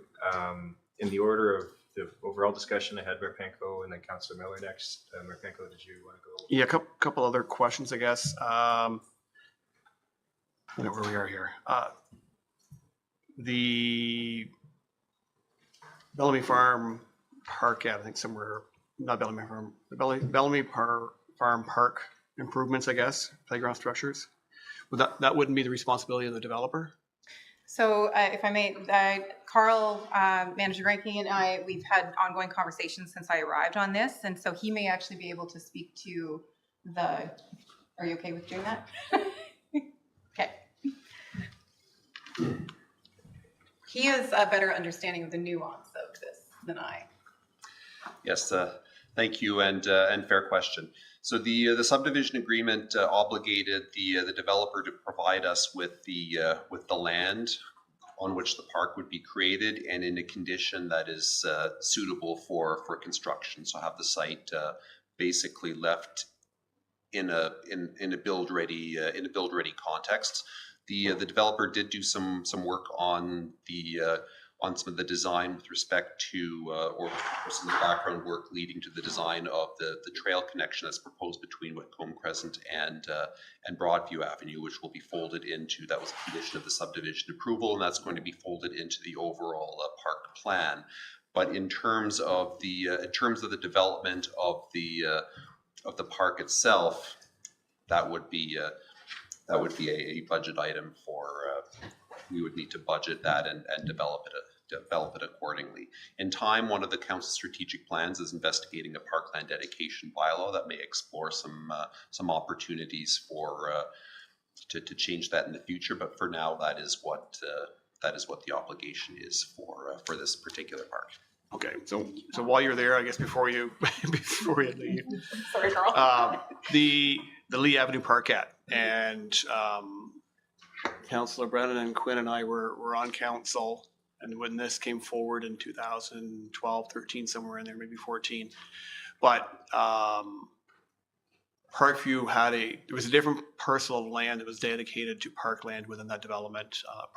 Parkview had, I guess, accidentally put a foundation on that property, and so that became a home, and in exchange for that, Parkview agreed to provide this triangle of land at the end of Lee for park space. But my recollection was they were also going to be responsible for the provision of park equipment. I'm not sure what that was defined as, but that was many years ago. I'm not sure if my colleagues here can recall, but I guess I don't know if you can answer that question. Maybe it's something staff can go back and have a look at that agreement. But so through you, Mr. Chair, my recollection of the agreements, that would be the Ferreira Meadow subdivision agreement that I believe was amended around 2013 to accommodate that switch.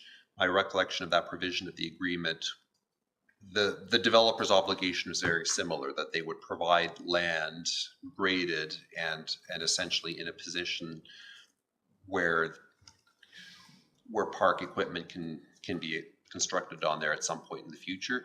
but I didn't see an obligation to go any further than that. So I'll have a closer look at that agreement, and if there's any other agreements that may have been made around 2013, and we can report back. But that's my recollection as it stands, at least within the amended development agreement.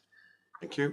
Let me just make a couple more points. I guess certainly support the playground improvements, and the accessibility feature to it, I think is outstanding and definitely justified and needed. So 2 final questions before, because I know everyone else's questions, but the goose deterrent, the dogs. One, I agree completely that for our citizens and visitors to enjoy the waterfront, we need to get the geese out of there. If dogs are the answer, I think that would be great. Seems like an expensive thing. My dogs love to chase geese. We probably do it for a lot less than that, but I got a conflict of interest, so I can't do that. But I'd like to ask about that. And then the final question will just be related to the replacement of boilers at the Memorial Community Center. And it's one building that's 12, 13 years old. End of life seems sooner than I would have expected for boilers. But 2, what are they heating? And can we be looking at moving away from fossil fuel usage here and look at electric boilers? Okay, so through the chair, to the first question, the geese deterrent, I did some preliminary research and then thinking that this wasn't going to be an ongoing concern, and apparently it is, because there's a significant number of geese that come to this community. So it seems to be the most effective way to get rid of them is through the use of dogs. I also have a dog that would love to chase, but unfortunately it's probably not going to end up very well it's not a good community look. We have reached out to a number of different pest control companies. We have received a couple of quotes. It's between 25 and 35,000. So we thought a 30,000 ask would be a reasonable request. It's an annual expense, but it decreases year over year. What that is for next year, I don't know. But we've been told that over the next couple of years, we would see upwards of a 95% decrease in nesting geese in this area. So essentially the dog would patrol, maybe has a little badge and a hat, I don't know, but they would patrol through the areas that we give them the leeway to do so. And then throughout the summer, they would basically uproot them, and then they would move along, and then they would just have the occasional flyby. So we would make it inhospitable for them to be here. So. I guess I would support the initiative, and then we can figure out the how later. And the retiring chief, I don't know if he's got a dog. He might be interested in a part-time job. Was it you? I've got a great Aussie Shepherd that can do the trick. Oh, absolutely. And to your second question, the lifespan of the boilers is coming to an end. We are struggling with one of them, and we continue to repair. It heats the water in the facility. So I would love to separate and apart, but also somewhat connected, start looking at our water consumption. It is astronomical. We currently also have a melt pit that isn't, the glycol line was broken. So when the snow gets scraped off the pads, we put it into a melt pit. And right now we are melting it by hand with water. And that's an excessive amount of water usage, and so we want to make sure that we're curtailing that. And Manager Barlow probably is very upset with me for saying that out loud. The other thing is there are add-ons that you can have for an Olympia or a Zamboni for your ice resurfacer that would allow to not use hot water. You have to have hot water, or you can crack the ice if you're going to be doing any sort of floods or resurfaces. So we do spend a significant amount of energy heating our water, putting it into the machine to put it on and freeze it, and then scrape it off and then melt it. And so it seems sort of silly to do that. Those are significant investments. And sometimes there's a new technology that's out. I'm not sure that it's been, I certainly know that it's not been tested yet, but I am watching other arenas that are using it to see what their outcome is. I think the first pilot came out this September. So we'll be looking at some of the arenas in the area just to find out if it is going to work for us. Separately, those are for propane-powered ice resurfacers. You could look at moving to an electric resurfacer. That would be significantly costly if we think about it. We still have a lot of life in our current Olympia. Our backup Olympia is struggling a little bit, but it is sufficient if we put some investment into it and make sure that all the hoses are working and the brush boards are in good shape. But if we move to an electric Olympia, I would suggest doing that in a few years, because it is a significant ask. The lead time is also about a year. So we couldn't buy it today and get it tomorrow. So Electric boilers would be consideration, or hot water on demand electric would be. we could look at that as well, yeah. Thank you. Great, Councillor Miller. Thank you. Two clarifying questions, if you don't mind. Nope. It may be for my colleagues because this is a memory question.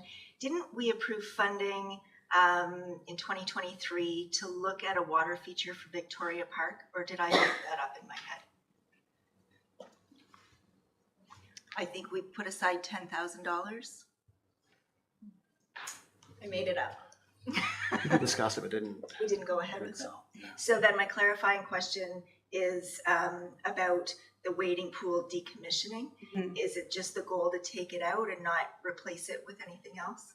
So if I may, at this time, until Parks Canada can give us a better vision of what they would like in that area, I think it's not a game of us waiting for them and them waiting for us. I think we need to have ongoing conversations, and Manager Crowder's been persistent in trying to get them to move quickly as well to revisioning and or helping us understand what their vision is for Victoria Park.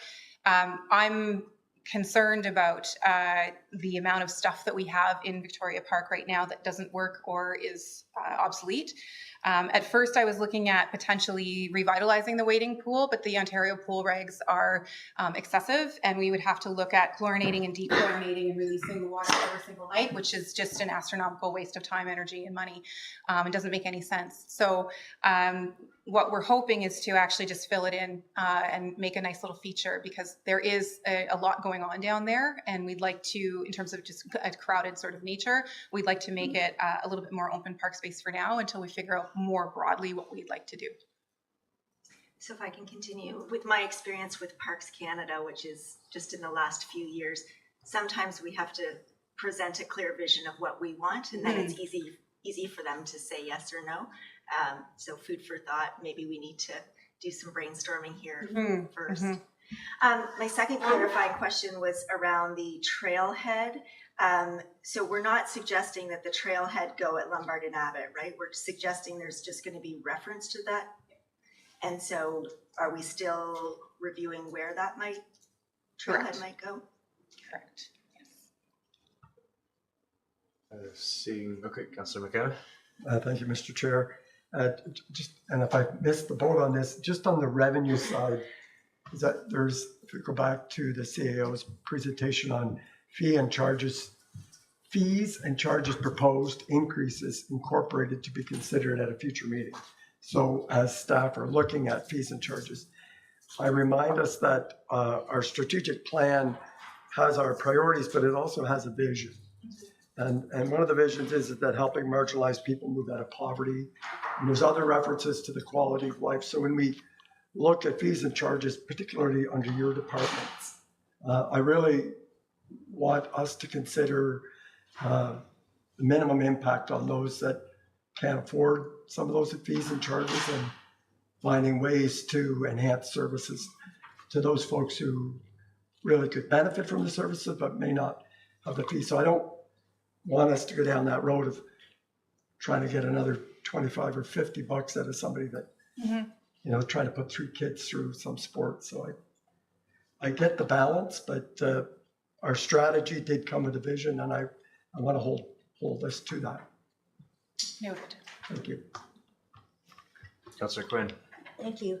Well, it looks as if you've got lots of dogs, because I was going to offer you Daphne to chase the geese, because she keeps them out of our place, for sure. So anytime you're short, you just holler. And she'd do it for the fun and treats. When you're talking about trailhead, where are you thinking this? Or have you kind of got a spot in mind? So if I may, there are a few spots that are sort of open to discussion. At this point, we have not made a fixed and firm trailhead statement. What I'm looking for is actually some wayfinding design and trailhead design as well. So it's more focusing on what do we need, what's it going to look like, as opposed to an actual trailhead development. It would be nice to have a cohesive look. It would be nice to have a cohesive feel, and it would be really nice to have some clear milestones over the next few years that we could implement in an ongoing way. And that would be inclusive of the trailhead wherever we choose. We have a couple of options we need to sort of sort out, and that's one of the priorities that we have for 2024 is to figure that out and then move forward with that. So just another question on that.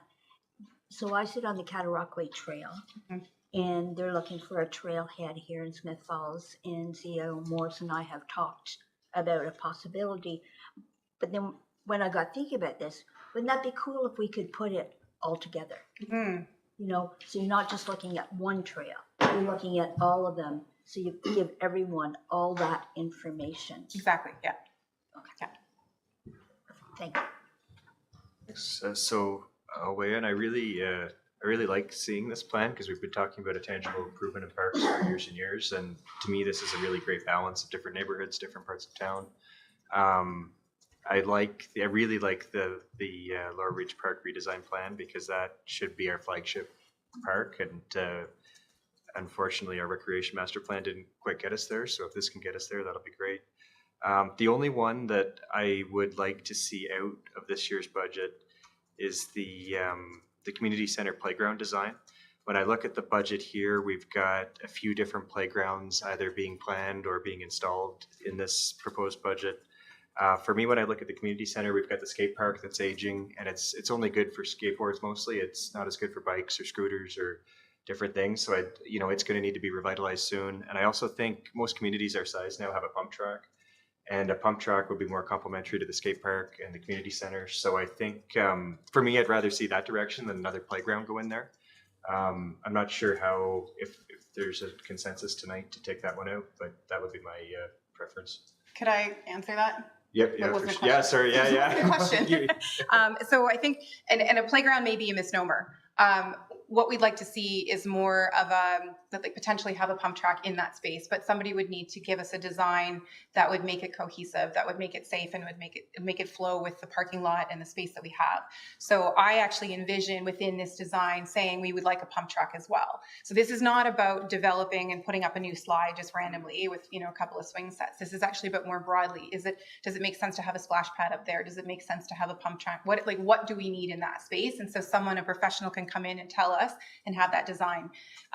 One of the things we've applied for EAF funding, and I can't remember what that means off the top of my head, but we've asked for $800,000, so there's our gap. But I'm looking for that funding, and so perhaps we could make it, if we got the funding, we could move forward this year. That might be something we want to look at with this particular, because I know it's come up a couple times, but if we got the money for it, we could probably move forward with it.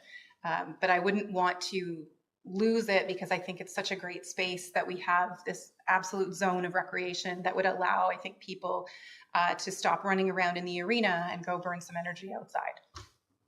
Cool. Okay. Yeah. If we could get that reworded, then I'd be more supportive of it. I hope we didn't talk people out of it. So we'll keep that in. My last comment on this one is just with the trees. I think the expand the urban forest, $20,000 is great. I know that FCM through the Green Community Fund has a new initiative that I'm hoping we could get that covered or even expand it, because I think it's one of those areas that we could definitely do better in, and hopefully we can get some funding for it. Any last questions on community services? Great, thank you very much. First budget meeting. Who do we have next? CEO Morris. Yes, thank you, Mr. Chair. So next is economic development and tourism. So I'll review this one in Ms. Crowder's absence. So as we talked about previously, there are four elements to this budget. The first is pure economic development function. It's proposed as an increase of 15%, driven by two factors in particular. One is the tourism and culture coordinator. That's about 76,000 of the 100,000 proposed increase. The other is we've made provisions for what we may need to do, and that is a phase 2 ESA. So council may recall that council committed to participate in the site selection for a new health and recreation hub in Smith Falls. The site that the town offered for that potential location is the part of Highland Corbett Park. The Provincial Ministry of Health requires a phase 1 ESA. We've done that to get ourselves to the next step. They will likely require a phase 2 on the property. We're estimating at 33,000. That's probably a generous estimation. But what I can tell you is if we get to the next stage, we may be in a position to have to spend that money. We would obviously come back to council to get authority to do that. And I can suggest that there may be an opportunity to cost recover some of that cost as well. But just in full clarity, that's the nature of this budget line item. And it's contributing to the increase of 15%. Is that it? So I'll keep going through the other three and then we we'll can wait for pause. questions then. Small Business Advisory Center is a wash. It zeroes out. It was shown in years past, including this year, as an $8,000 expense. Our commitment to that program, it's federally funded, was to pay the rent at their former location. Council will recall we moved them into this building, the north end of the building. So we no longer pay that rent. So it's a zero impact to the town's tax supported budget. Heritage House is a slight increase, and that's primarily being driven by additional staff resource. And I think on the next page, the next slide rather, we're showing a new part-time seasonal program coordinator. What we've discovered at Heritage House is we have a lot of programming in the height of summer when we have students, but we have an equal amount of programming in the shoulder season, spring, particularly fall, with some of the autumn celebrations, the Halloween celebrations. Paranormal activity tends to be in the autumn. So, so as scary as those things are, it takes people to run them, and we found that a traditional student doesn't give us that access to the shoulder seasons.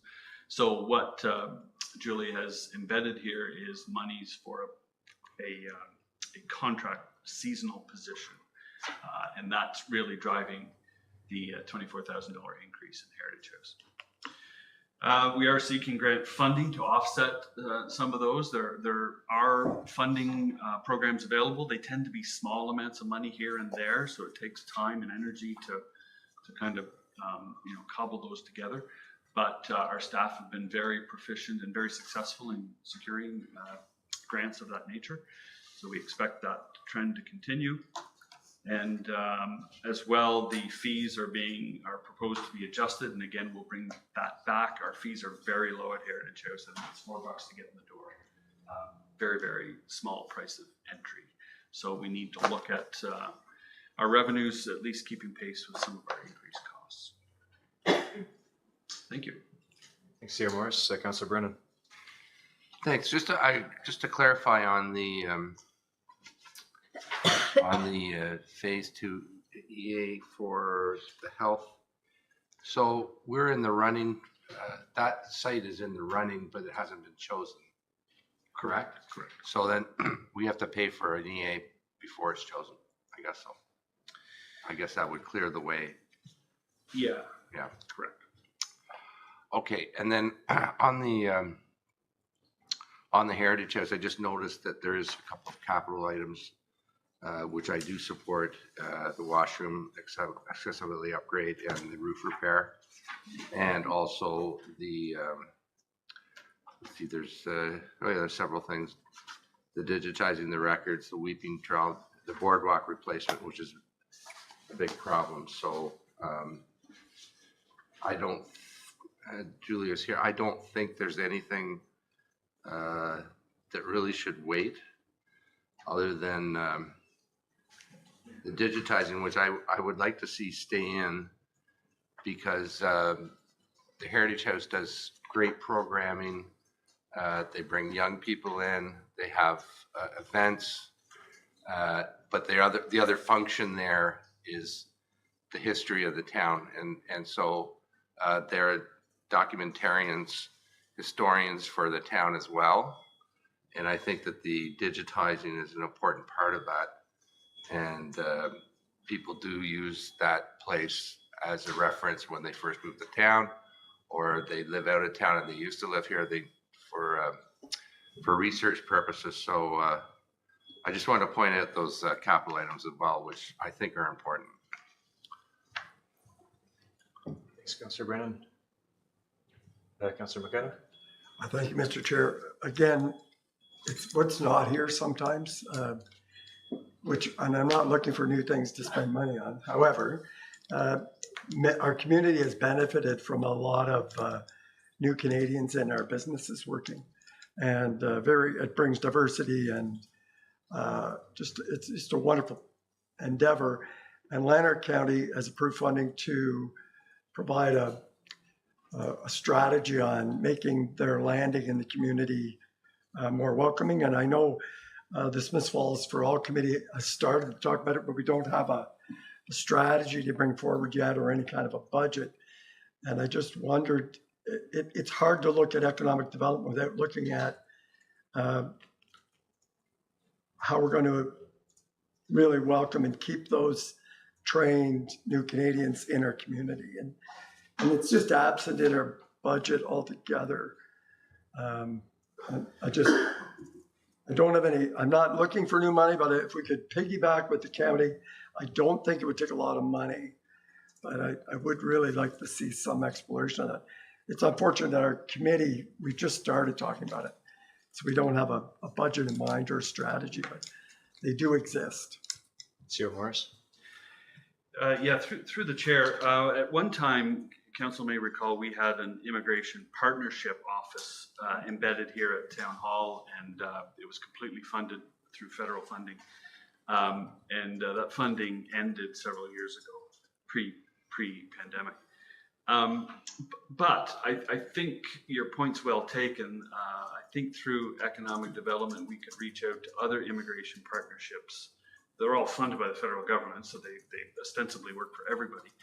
And look and see if we can arrange a partnership of some nature to advance that welcoming philosophy and approach, and programming in particular. Mm-hmm. So although it's not in the budget, I think we may be able to look at partnerships through the department to advance that approach.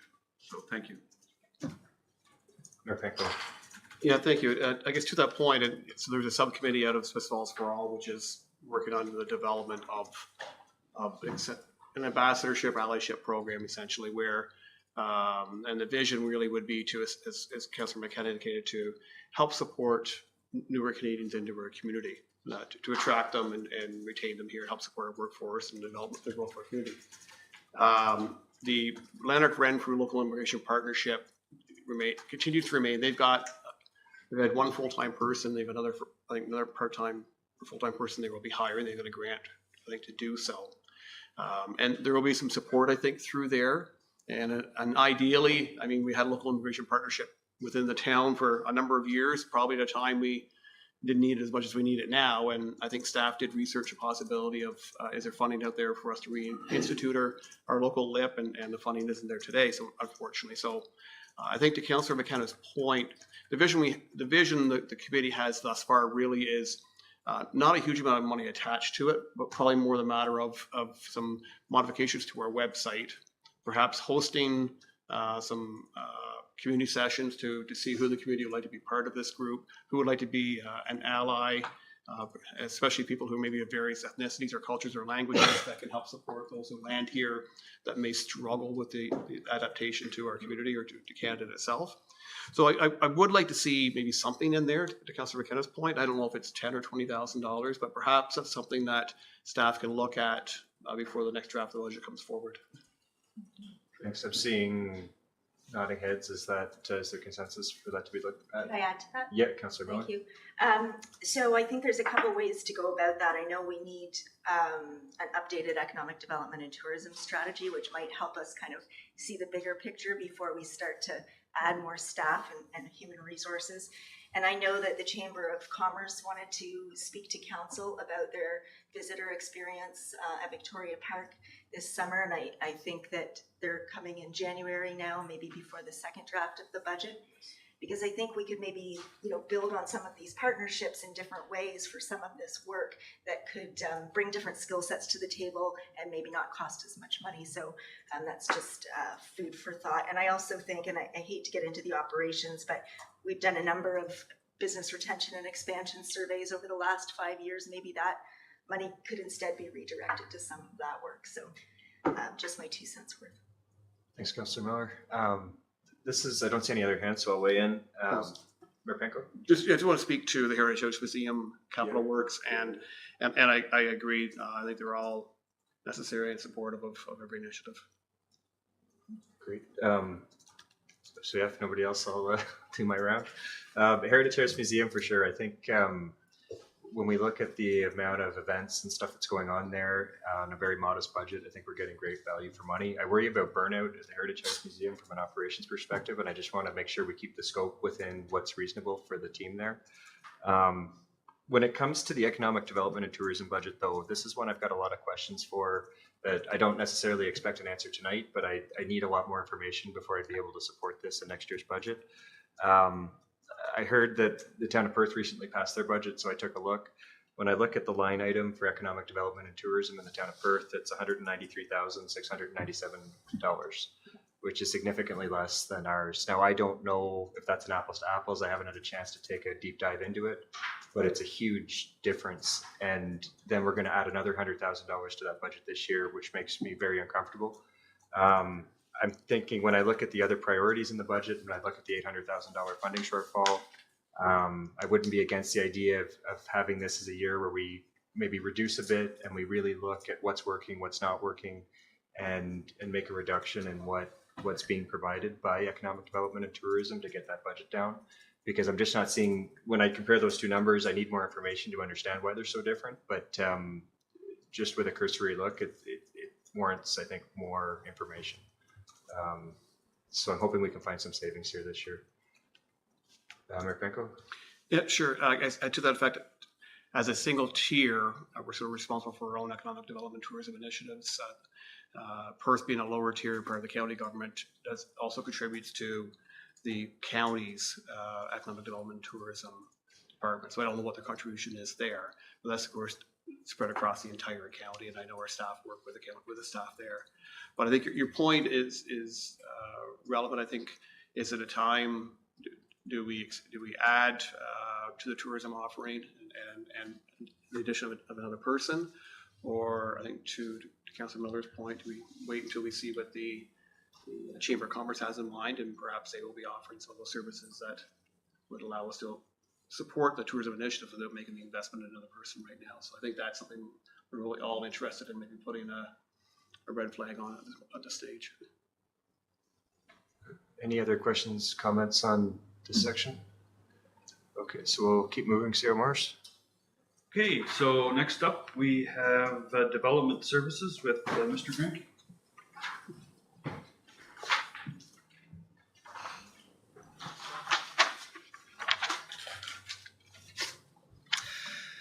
Thank you, Mr. Chair. I'll just go through this pretty quickly. So the development services consist of two primary service areas. That's building and planning. Conservation authorities are listed here as well, and there is a proposed increase to the levy, which I believe has been considered by council previously.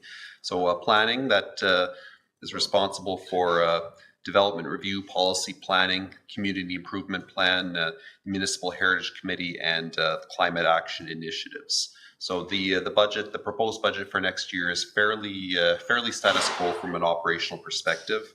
We are looking at the biggest increase is a proposed increase in the community improvement plan reserve, and that was discussed at committee last week. We're looking at increasing that from $100,000 to $150,000, reflecting a robust intake and anticipated promotional activities, as well as opening up a number of the housing related programs. We're also looking at a small increase, $3,000 to the Municipal Heritage Committee budget to cover projects such as pedestal replacement, and an increase of about $13,500 to the professional and legal services line item to cover climate action plan consultation. So we'll recall that the town has recently established a climate protection working group that, in addition to developing the climate action plan, which will be worked on over the next couple of years, we're also looking at some of the background work that leads to that, including identifying targets and identifying initiatives there. And we're investigating some shared services and some grant opportunities to cover that. We expect to bring something to council for that in early January. But we believe that including that, that's a more efficient way to proceed and cover that item rather than going out and retaining our own part-time staff. So moving over to building services, our building division addresses, of course, building inspections throughout the entire building process, including as well as managing business licenses. So building operations, that is zeroed out in the budget as well. It is under the Building Code Act, it's required to be revenue neutral. So building operations are fully funded from building permit fees. We've estimated a revenue of about $500,000 in 2024. Of course, that is a little bit difficult to predict depending on which projects that are going through planning, where they land on the building realm. Commercial projects, of course, have a higher revenue threshold, and as also difficult to predict based on, we've had some variable numbers over the last few years. A year recently, we had just under 400,000. I believe it was last year over $1 million. But there's a reason why the Act requires us, if we do incur more revenues than expected, that goes into a reserve to cover the lean years. So the fees can only be used to cover the cost of administering the process of the overall building project. So one thing that we will be looking into in the next year is, of course, our building permit fees. We don't see that they need to be adjusted upwards based on the fairly healthy reserves we've been generating the last few years, but we'll report back to council when it comes time to look at our building bylaw. So as far as the capital projects, we're not proposing any new capital projects, but simply carrying forward the official plan and the Heritage Conservation District items that have been in the 2023 budget. So I'll welcome any questions from council on development services. Councilor McKenna. Mr. Chair, thank you, Mr. Grenke. With the new bill that would penalize or would give back the zoning fees and all the planning fees to the developers, you're confident that you've got the staff and for the next year that we won't end up in a situation where developers going to come back and get all their money back? You can keep up with the demand?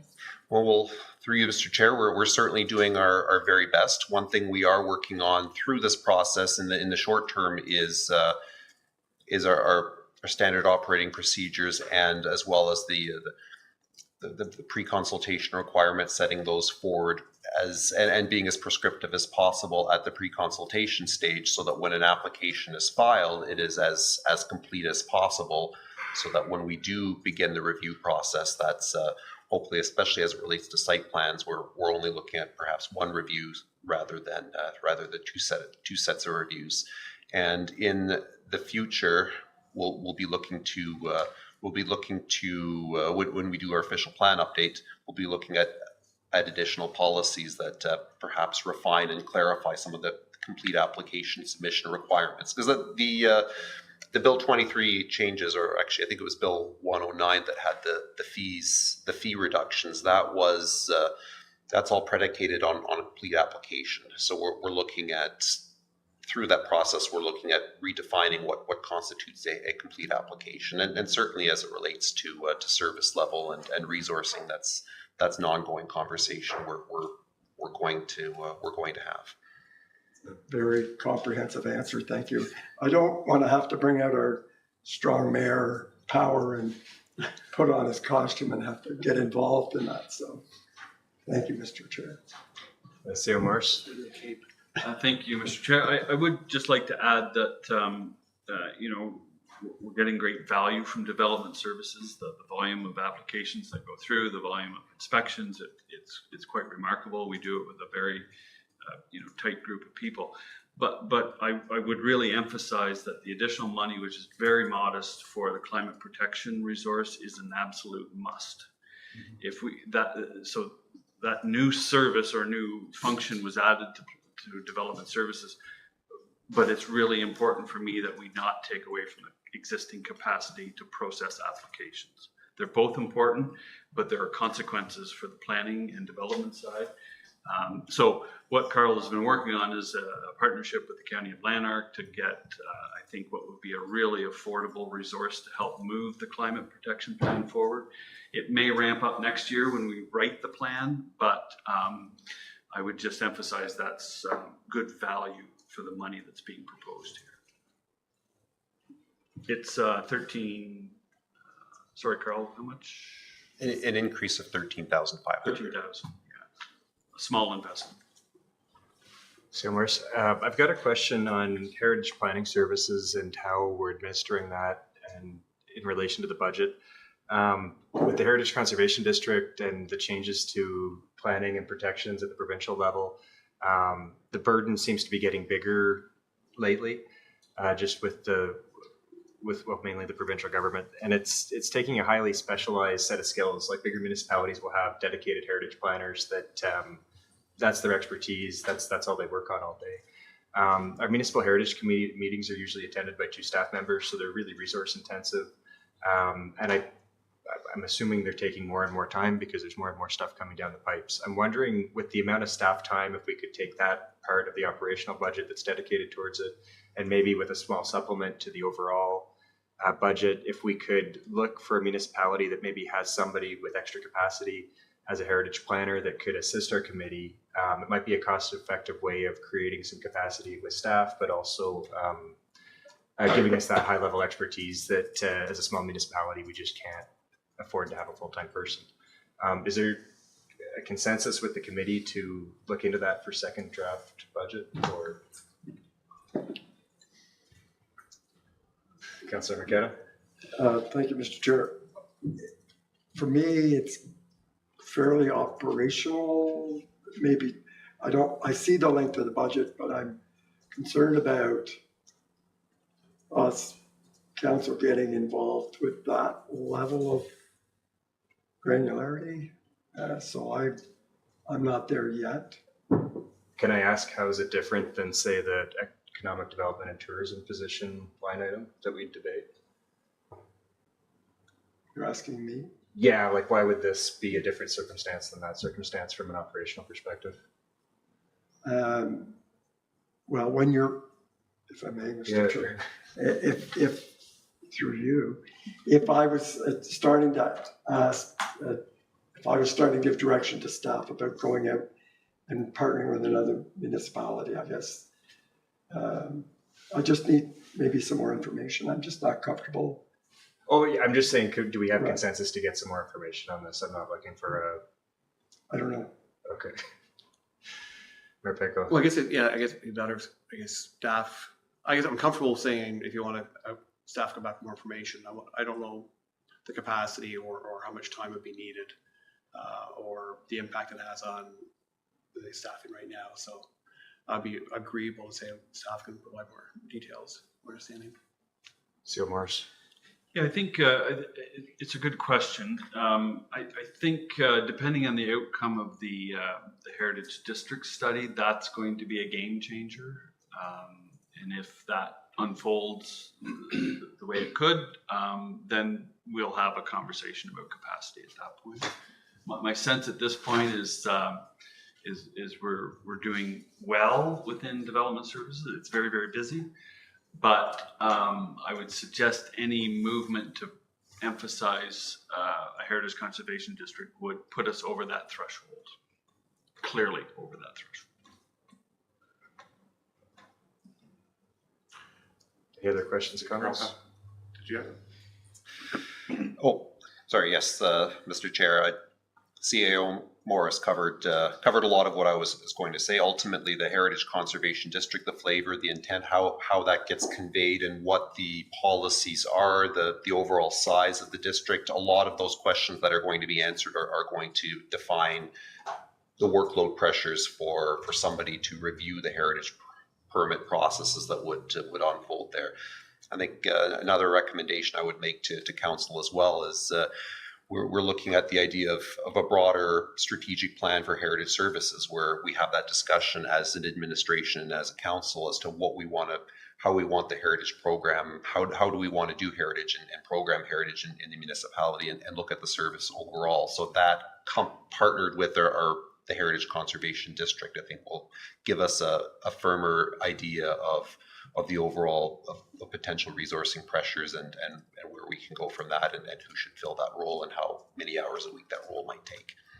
Thanks. And I guess my concern kind of stems from a few years ago, we paid, I think it was $10,000 to get some of our bylaws rewritten to the modern Ontario Heritage Act standard from the 1973 LAC. And it's definitely, I think we found when we get a consultant to do something, we need to really be able to go through it with that level of detail that as a volunteer member of the committee, we don't have. So with this study, I think this study is going to be, it's a huge project. It's a huge undertaking. It's a huge budget item that's coming up this year. And I just want to make sure that we've got the capacity and the resources we need from the staff side or the resource side to the committee, that it's going to successfully complete the study and move in whatever direction we choose to go to after that. So that's where I was to look for more information would be, to me, beneficial, but not sure. I'm not seeing nodding heads. I'm not seeing shaking heads. So to get more information on that, could I maybe get a show of hands for more information? Okay, so if we could get some more information for the next round, that's the direction. Any last questions, comments on planning? Since it's 11 after 7 and we still have quite a bit of agenda left, I propose that we take a 10-minute recess till 7:20 and then resume.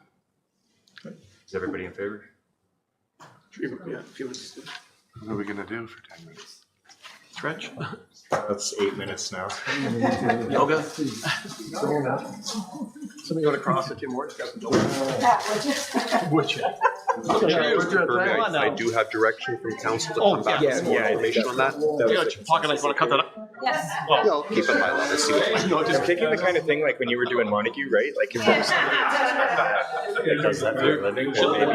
But I'm worried about like the bylaw rewrite.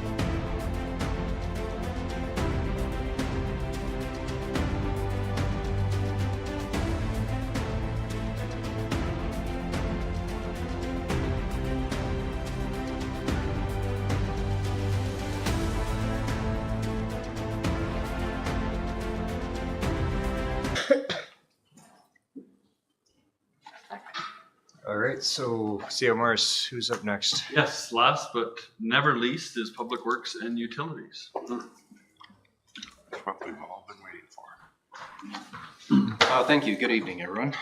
So tonight, I'm going to present on Public Works operating and capital items, and then Jason Barlow will present the utility side of things. So we'll try to be as brief as we can. It'll be dependent on how many questions we get, though. So Public Works Services, we'll call it, is broke up into what I call 4 divisions. We got Public Works, Engineering, Environmental Services, which is essentially our waste and recycling and our compost site, and then the airport itself. So under Public Works, this year we've got a net reduction in our operating costs of about 1%. The reason for that is we've moved wastewater collection from Public Works over to the utilities department under Jason Barlow. The reason for that is that was kind of the last kick of the cat, if you will, in terms of getting utilities under utilities proper. Some time ago, we moved water distribution over to utilities, and Jason was able to recognize a number of efficiencies by doing so, because it is, again, utilities oriented.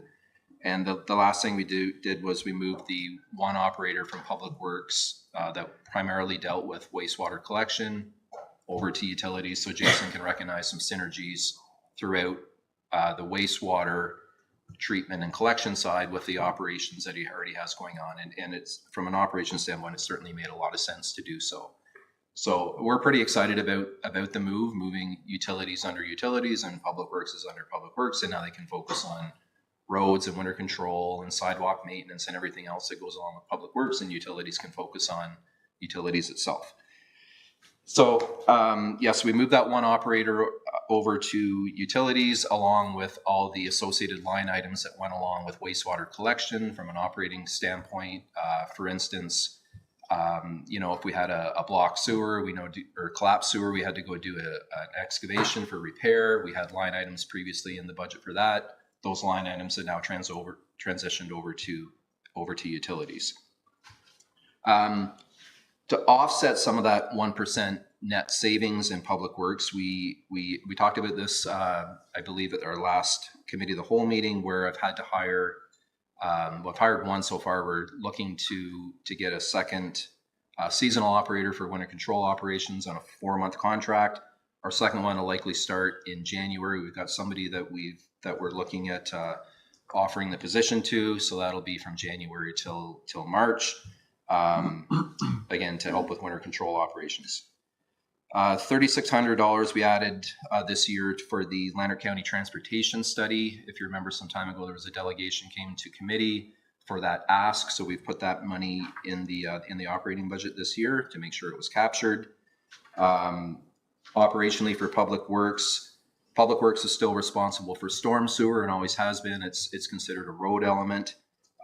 We've increased costs for catch basin cleaning as we're looking at going to contracted services in 2024 for that service. So we go around and we pop catch basin lids and we use a vac truck to suck out the grit and debris that's in the sump of the storm sewers, so that material doesn't get into our collection system and deteriorate our pipes over time.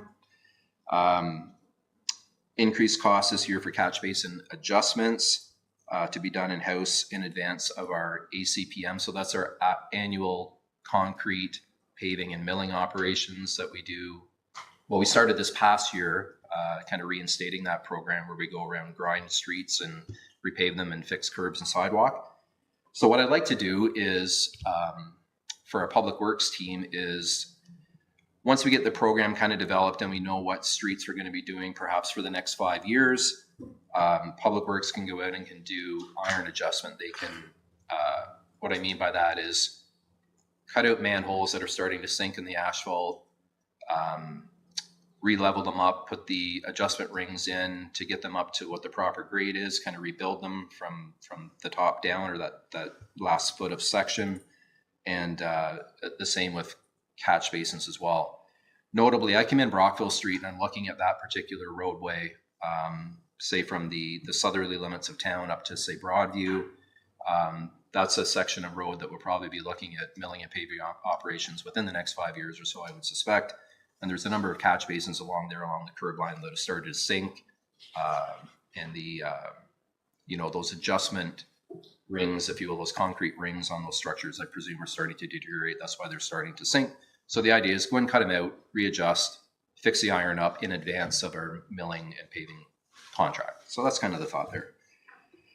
And we talked last committee of the whole about changes that we're doing for winter control operations, where I've got staff on 2 shifts, and that's going to probably necessitate, just the way that we're clearing streets in the wintertime, additional snow removal for winter operations. So, but all in all, a net savings of about 1% operationally.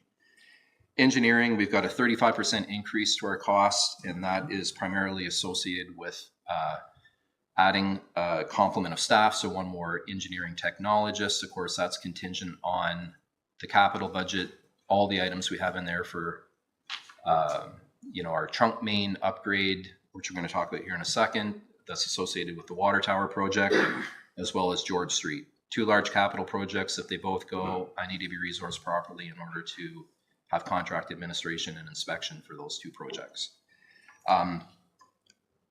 The question could be asked, okay, well, that's for this year. What happens in subsequent years? I've got enough work right now to keep somebody going, a second technologist for, for long past, probably my tenure here at the town until I retire. So there's lots of work to do. The idea too is to take, everybody knows Vanessa, presumably.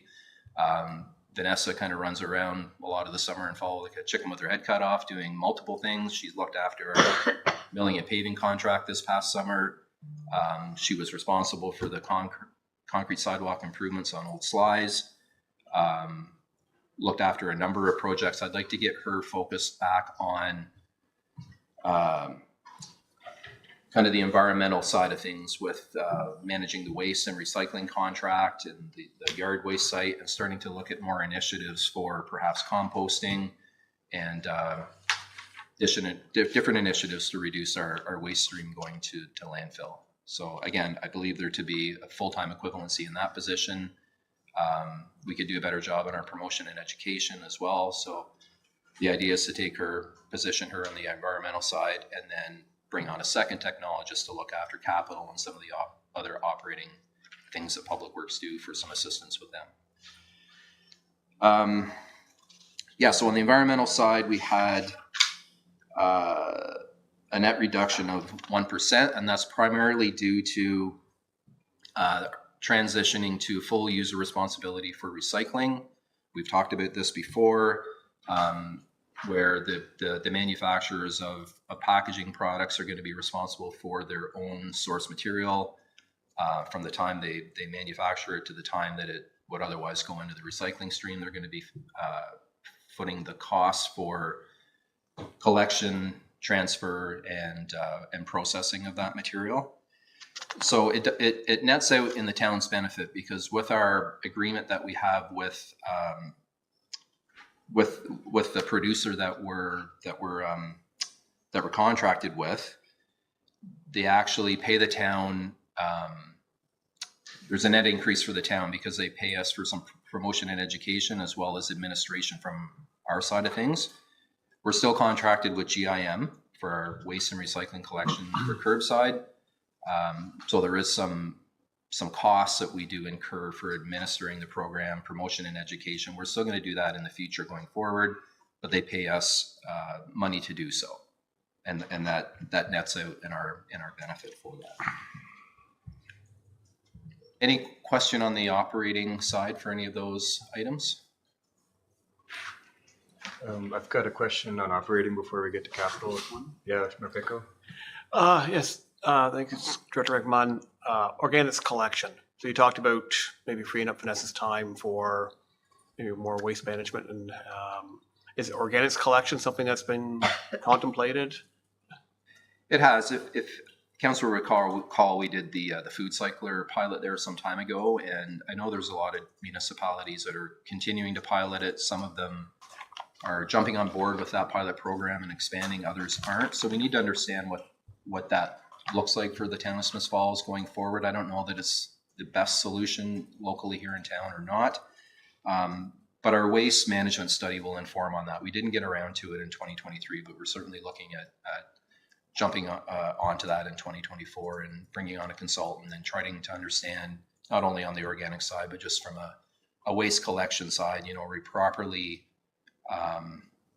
you know, it's $3 for a bag tag in town.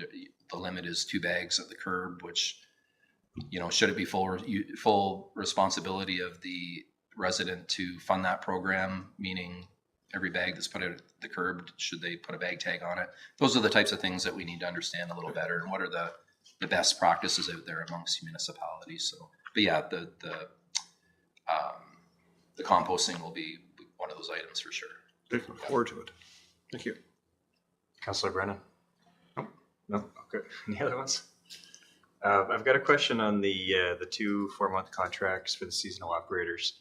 So my impression is that our standard for snow removal has been very high, exceptional compared to other municipalities. And I'm just wondering, what's the additional cost associated with that extra service we're now going to provide? And I'm just trying to understand how that fits into the bigger picture with the 800,000 we're trying to find. Yeah, so with the 2 seasonal operators, we're not really technically adding to our complement of staff, and it's more or less to round out the complement, because we've lost that one operator to utilities that was primarily associated to wastewater collection, but that staff person's time was also associated with some winter control operations as well. And in going to 2 shifts, we would like to have 6 operators on each of those, and without those 2, we don't. We've also advanced one of our operators from an operator 2 into a lead hand position as well, which we didn't have before, meaning that we've got Al Gorman, who's our foreman. So he will patrol on the 1 shift, and they do alternate from days to nights on every given week. So we got Alan, and then we got Josh Winkenweeder, we've advanced to a lead hand position to act as patrolman as well.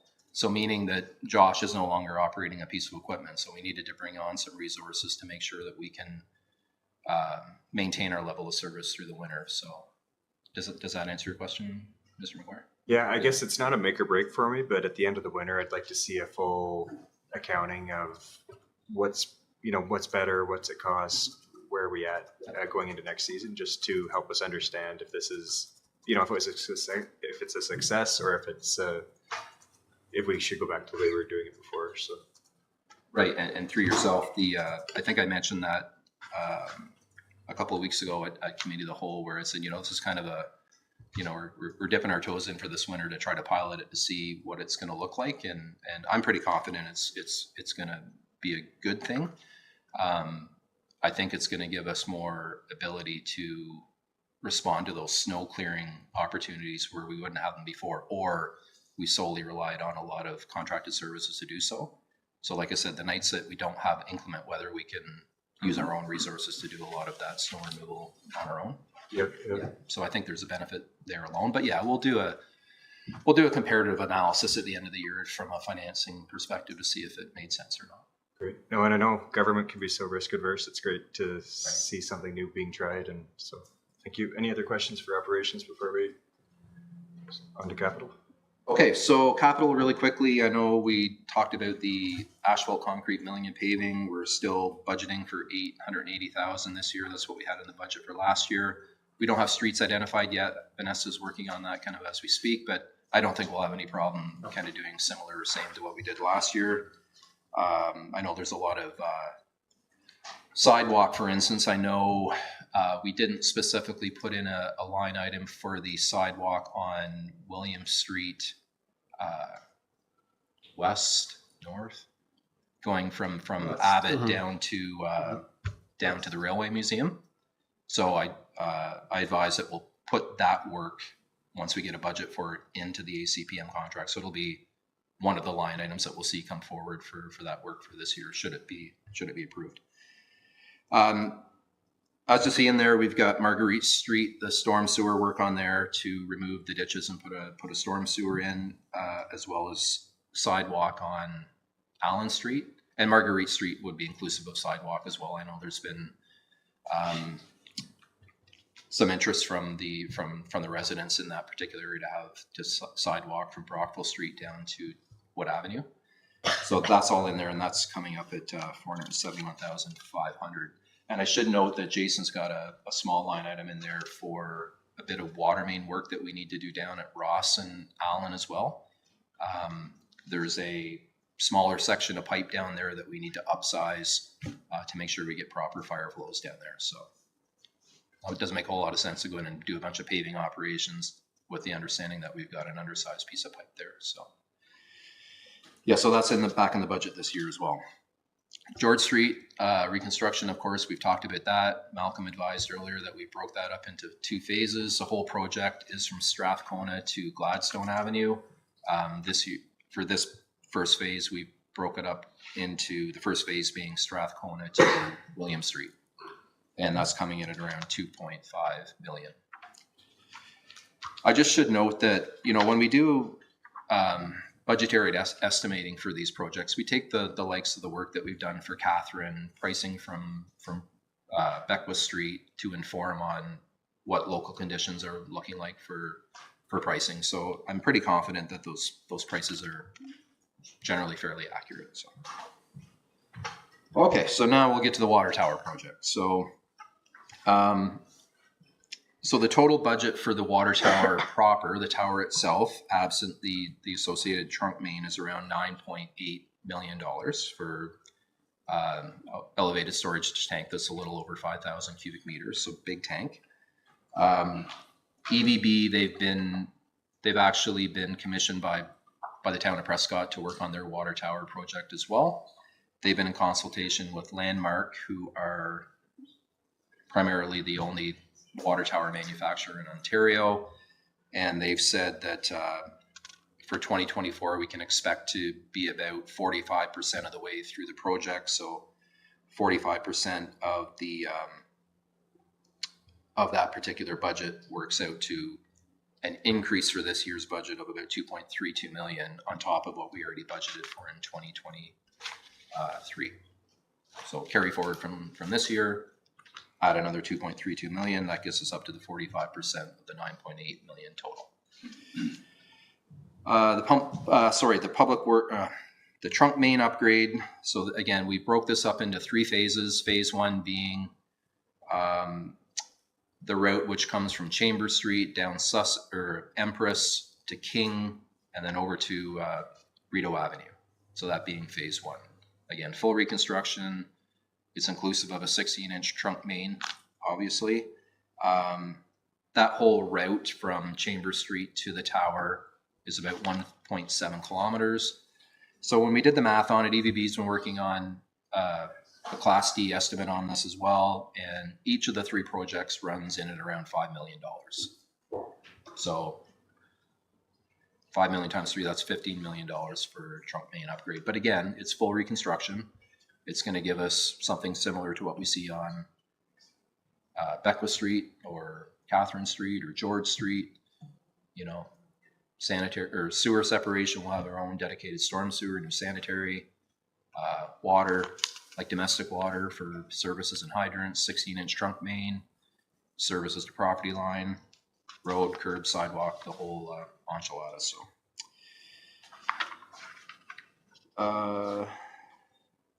Yeah, and that's it for the public works side of things. There's some smaller minor capital stuff thrown in there, but not presented here this evening. Councillor Brennan? Thank you. On the George Street piece, as I had said earlier, when we did Catherine Street, of course, there's the infrastructure sign there that we've got. I can't remember how much we got from the feds for that project. Is that going to be? Is that going to be factored into this 2.5, or are we going to get any money for it? That's what I'm saying. For George Street? George Street, yeah. I'd have to look to our interim treasurer to see how. Is there any federal gas tax going to that project, Stephen? At this point, we haven't allocated Right. grant funding yet, but there could be. Yeah, there could be. I would really hope so. On that piece, because that's what it's for. And the other one was on the water tower. So it's, 7.3 in the budget. So do we subtract the $3 million grant we got that has to be used from that 7.3? Yeah, the 3.67, yes, would. So that'll be 7.3 less 3.67. Okay, thanks. Perfect. Franco? Thanks for Director McMahon. A couple questions. Where are we here? Traffic controller equipment. Yeah. I mean, if that's red light cameras, I would say thumbs up, but I'm not sure if that's, I don't know what it is. Can you help me understand? Yeah, no, it's unfortunately not traffic or red light cameras. It's the actual physical controllers that you see adjacent to the signalized intersection will be on one quadrant of the intersection. And it's actually you open up the controller box and there's circuit boards in there that actually, the brains of the operation for the traffic signals. So it's that. Last year we put in the budget to do 2.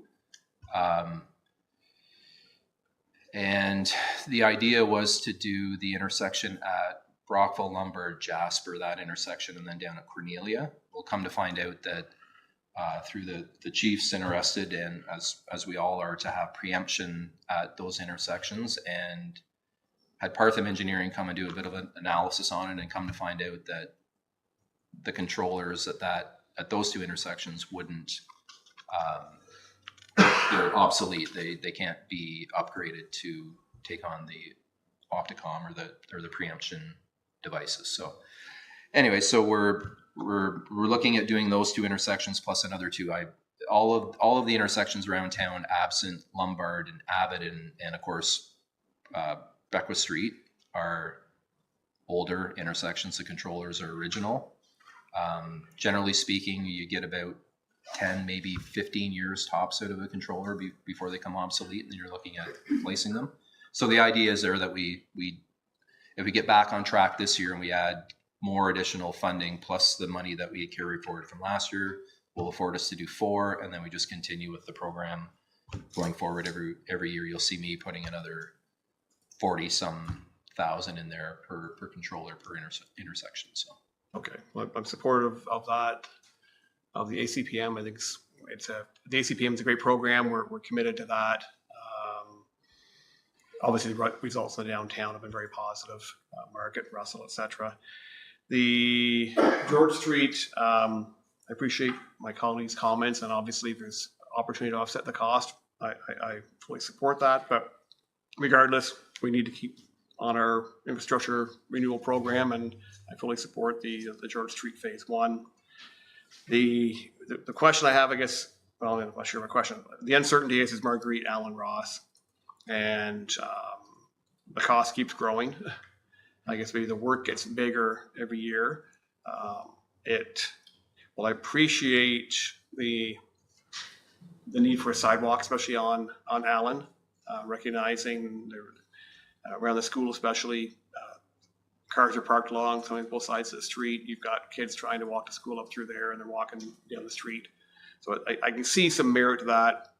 It's a big ticket item, I guess, especially when we get some other things going on. So if we have to pull something, that's one I would, again, probably push off. Other than that, I support the request. Thank you. We have Councillor Quinn, then Councillor McKenna. Thank you. On George Street, one of my concerns is we're talking about construction on George Street.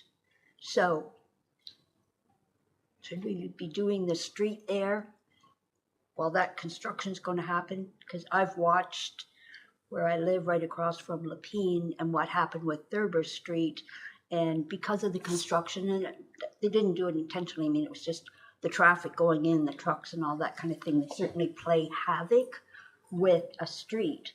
So should we wait until after that's done? Like just do a smaller portion of it? That's just my concern. I don't want to see us put money into doing the street just to have a construction build break it down on us. Yeah, sorry, Councillor Quinn, I missed, I'm just a little hard of hearing this evening. I missed the first part. So George Street, if we reconstructed, and what was the other street? Well, no, with George Street, if we reconstruct that when there's going to be construction going on there, you know, there's going to be a new The housing project at George and Maine. Oh, George and Maine. I assume you're referring to? Thank you. Yeah, through site plan control. I'm not sure, Carl, with the that particular development, George and Maine, if and when they're going to get to construction on that. But that's And it's not something that you need to answer. It's just something we need to be aware of, because I would hate to see us spend money on reconstruction to have redoing the roadway to have construction go in there and deteriorate what we've done. That's my. yeah. So you're talking about construction activity from that particular development using George Street. Yeah. So we could note it to the developer that that's a no truck route during construction. There's other ways that they could get in and out. Get around that. Yeah. Okay. Now we've got a nice new sidewalk on Old Slice, but we need an extension of the sidewalk. Is that being looked at? Yeah, we can include that in our annual ACPM contract this year. So it's been noted. Yeah. Okay. And I have one more on Abbott and William and going out towards Garden Market. So you're talking about putting a sidewalk to the Railway Museum. Now we're looking at something further out to go out towards Garden Market, but there's a lot of work that has to be done there, like underground first before you can put in a sidewalk or widen the shoulders or whatever. Is that something that's going to be looked at like this year, or I know you've got to study it? Yeah, so through the chair. Yeah, thanks for bringing that up. So we were originally contemplating doing something with that stretch all the way out to Cornelia.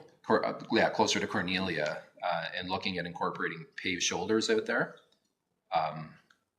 from about the Railway Museum up to Cornelia and resurfacing. I've advised my public works staff that through the winter, when we're not plowing snow, that we'll go out there and we'll do some tree removal along through the ditch line and open that up, get it cleared out. And then, we'll look at some ditching operations in there, possibly as part of the ACPM program. I could probably fit that in. But I was hesitant on simply going and rebuilding the road surface, putting in paved shoulders when I don't have a good understanding of what the drainage is doing out there. As Councillor McGuire will attest to, it's drainage is always important when we're looking at road structures, especially on a rural cross-section with ditches. So I want to make sure we address the drainage issue first before we do any surface works. Yeah. Thank you. Councillor McGowan. Thank you, Mr. Chair, and thank you, Director McMundy. The game changer for me was the water tower costs on the trunk line. And I like the fact that we're phasing it. And so I'm all in. It's a high risk and high reward for us and a high cost. But it was the priority for me. So after that, everything is a nice to have. So because of our asset management plan and the strat plan don't refer to Marguerite, Allen, and Ross, I am in favor of taking that off this year and deferring it. And I'd also go so far, depending on how we are with our capital budget at the end of the day, because of the priority being the water tower and the main trunk, I would even reduce the ACMP in the budget if we need it for the water main. We can only do so much, and the priorities for me are that water main and water tower, and not the other things that aren't in the asset management plan. Thank you. Councillor Miller. Thank you. And I just wanted to weigh in on the Marguerite Street, because we did defer it last year also. And I know we'd all like to see it done, and I'm not sure I want it to be the first thing off the list. So I'd like to finish hearing the rest of the discussions tonight, because I think there's a real pedestrian safety issue in that neighborhood because of all the new development. So I'd just like to keep that safety issue in mind, and maybe I want my cake and eat it too, but I'd like to finish hearing the rest of the night's presentations before we cut such a big project. Through Chair. Oh, sorry. I just wanted to comment on that. You know, there's a couple of things at play here with Marguerite Street. There's the open ditches and interest to put proper storm sewer in. But I can't put the sidewalk in without dealing with the ditch line and the storm sewer first, right? So that's why we've kind of married everything up into one project. And you know, we brought in the sidewalk work on Allen Street just due to, you know, hopefully we can recognize some economies of scale. We're already there working. We know we need a sidewalk on Allen Street given their proximity to the school. But the big thing is, you know, the big thing driving the Marguerite Street upgrade is the storm sewer, but then there's also interest from the community for a sidewalk, but I can't do one without the other. So Director McMahon, I'm going to weigh in now, unless Councilor Robinson. So yeah, what Old Slice came up in the discussion. I'd like us to hold off on Old Slice until we get the plan for Lower Reach, because I think depending on that parking lot, it's going to have to tie in to that. Am I not? What are we talking about then for that one, Councilor Brennan? Yeah, just to clarify, we were over there. It's the sidewalk is in there. Like on Old Slice Road, there was a section maybe 200 yards or long that was just gravel beside the road.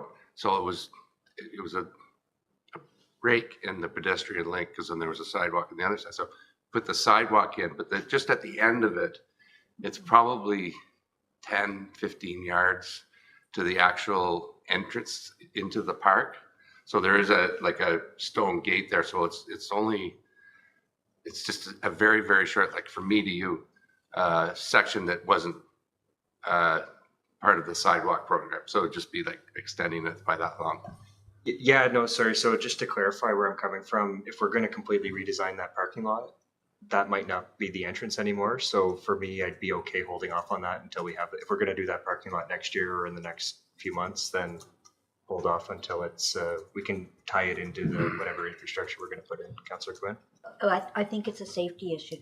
Okay. Because the sidewalk that's there is partially gravel and partially asphalt, and it's on quite a slope, and it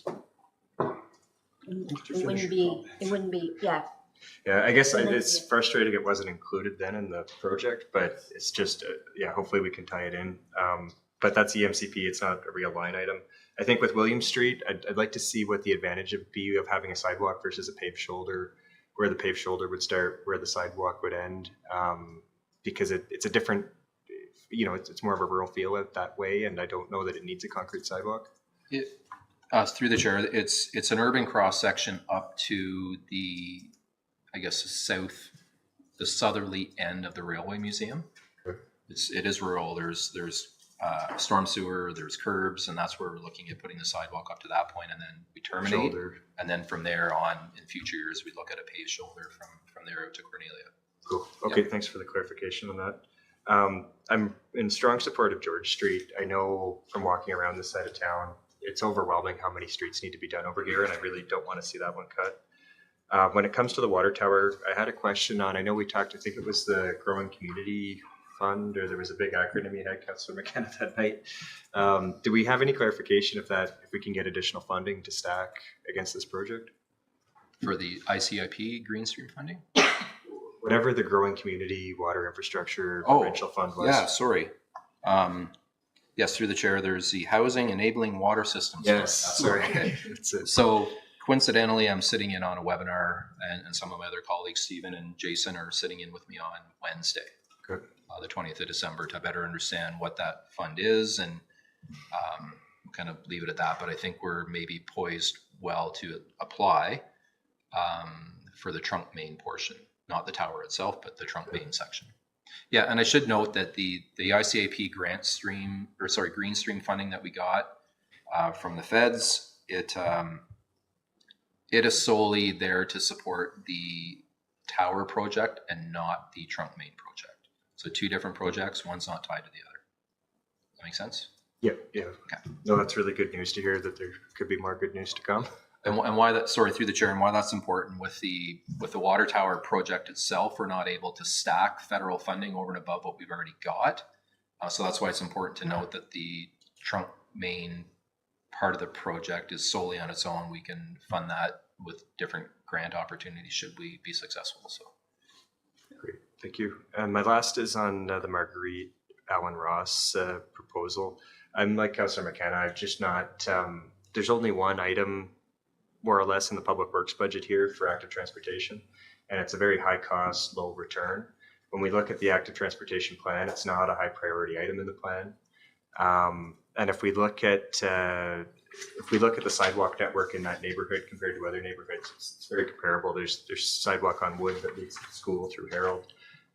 There's sidewalk on Brockville. There's Allen and Marguerite are the two missing pieces. But even to put it, I could maybe support it on Allen, but to put it on Marguerite is just such a high cost to get that stormwater put underground, which isn't an obsolete system. There's like to have an open ditch like that. There's a lot of communities in the city of Ottawa being built that way today. So I just don't see the advantage of having that happen. And there's a lot of other things that I think we could get done this year for a lot less money based on the active transportation plan in other places in town that had a higher risk rating associated with them. So for me, that is just not a priority for 2024. Councillor Brennan? Yeah, I'll speak up in favor of it because I have right from the get-go. And 2 points here.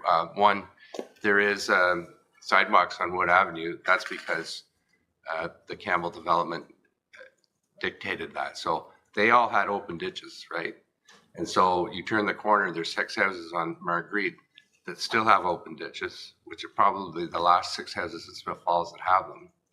So for no fault of their own, in 1987 or 89, whenever that was built, it was built with open ditches because there was no capacity at the wastewater plant.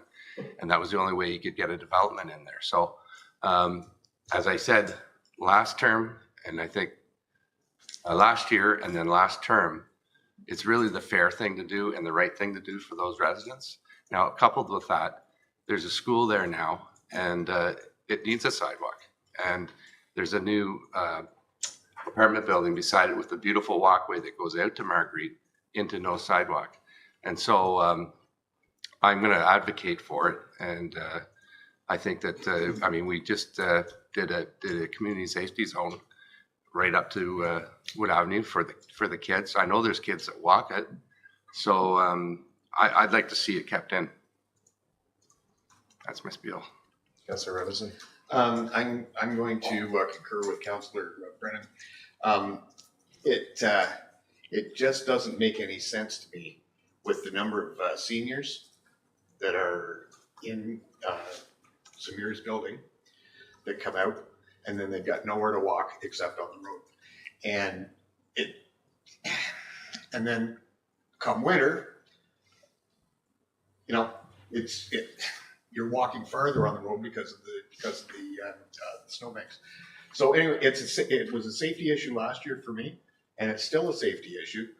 And I reluctantly didn't put up enough of a fight last year, and now we're looking at a huge increase in cost to do it this year. And I think the longer we put it off, it's going to be the same as everything else. It's just going to cost more and more and more. So that's what I got to say. Councillor McKenna? Yeah, thank you, Mr. Chair. And again, I'm not saying it's not important. Everything's important. And when I saw the price of the water tower and the trunk line, and we've only got so much capacity, I looked at needs versus wants, and it falls into the want category. I just can't support it this year. If all the money's there and the grants come in, leave it in.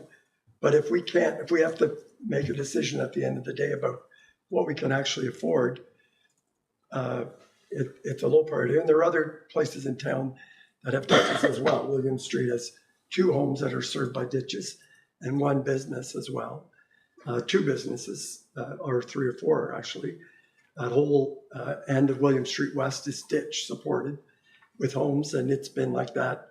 And it's a much greater safety issue, thousands and thousands of cars. So I'm just saying, yeah, it's a nice to have, but I just don't know how we can afford it with a $20+ million trunk main water tower, which is high risk of collapsing or leaking, or it doesn't meet our priorities. So that's why.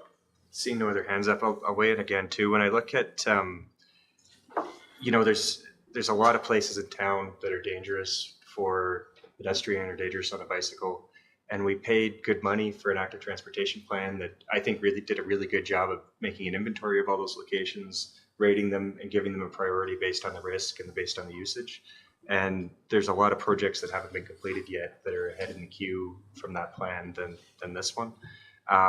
At the most, I could support maybe an Allen Street sidewalk that would connect to the trail from the Settler Square.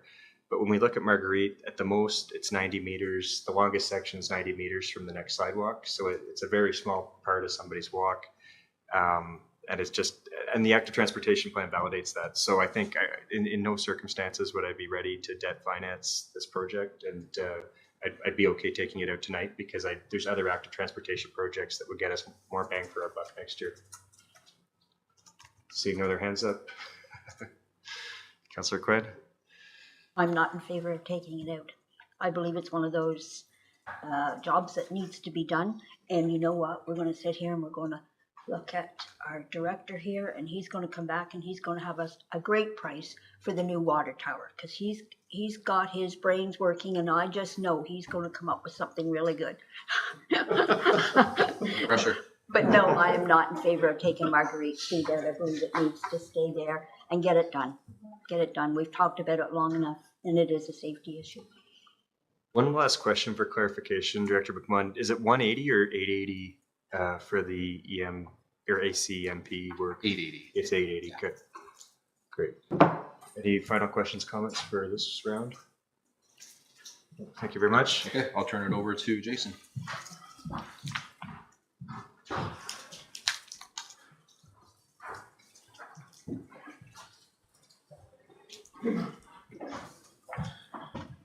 All right, I wish W and U started earlier in the alphabet. I might have got earlier in the agenda. But just to go over the operational highlights for the 2024 budget, as Director McMunn noted, that we moved wastewater collection over to the wastewater budget. So now we're seeing the true allocation of all those costs within our budget. And that's why you have the increase from $537,000, which was the subsidy for water wastewater from the tax rate, moved to 1.1 million. So that's the new subsidy on the tax for water wastewater from the tax rate. The actual budget lines for water treatment distribution are 3.77 million. For wastewater treatment, it's 3.38 million for a total of $7.15 million of operating budget. The revenues for water were just over 3 million, and for wastewater at 2.9 million. So that's where the discrepancy is in the revenue that comes in versus the actual cost of operations for water, wastewater. In this budget, we've actually reduced the chemicals and hydro. You don't see that as savings in the line item, but it is helping us reduce the impact of the major increases, double-digit increases in chemicals and other contractor necessities for the operational budget within water, wastewater. The insurance allocation, so there's a $50,000 increase proposed in our budget from 2024 to 2020, or 2023 to 2024 in the operational budget for insurance. And we are unable to reduce the costs for contractors and materials for the operating infrastructure because we do have an old infrastructure system that needs to, the love and care that we give to it to repair leaks and do as much as we can to reduce our non-revenue water. So that's the highlights for the operational budget. Is there any questions? Operational questions? All right. So now we go into the capital budget for water. There's a new line item that we put in for $30,000. What that is to top up the granular activated carbon on our filtration process. Over time, the carbon is used and spent, and that's why every 5 years right now, we have to replace that carbon at a cost of some $400,000 in 2023. So this $30,000 is proposed annually to top up, keep that carbon in better shape to keep the treatment process as efficient as possible. And it'll also extend the life of the carbon. So we're not going to be changing the carbon out in 5 years. We'll be able to move that out to 9, 10 years based on our flow rates right now and the treatment that water receives throughout the facility. Water meter replacements. So as was discussed earlier, there is a line item for $750,000 on both the water and the wastewater capital items for water meter replacements. The reason I split it up that way, I'm still waiting for the interim treasurer to let me know if that's okay or not.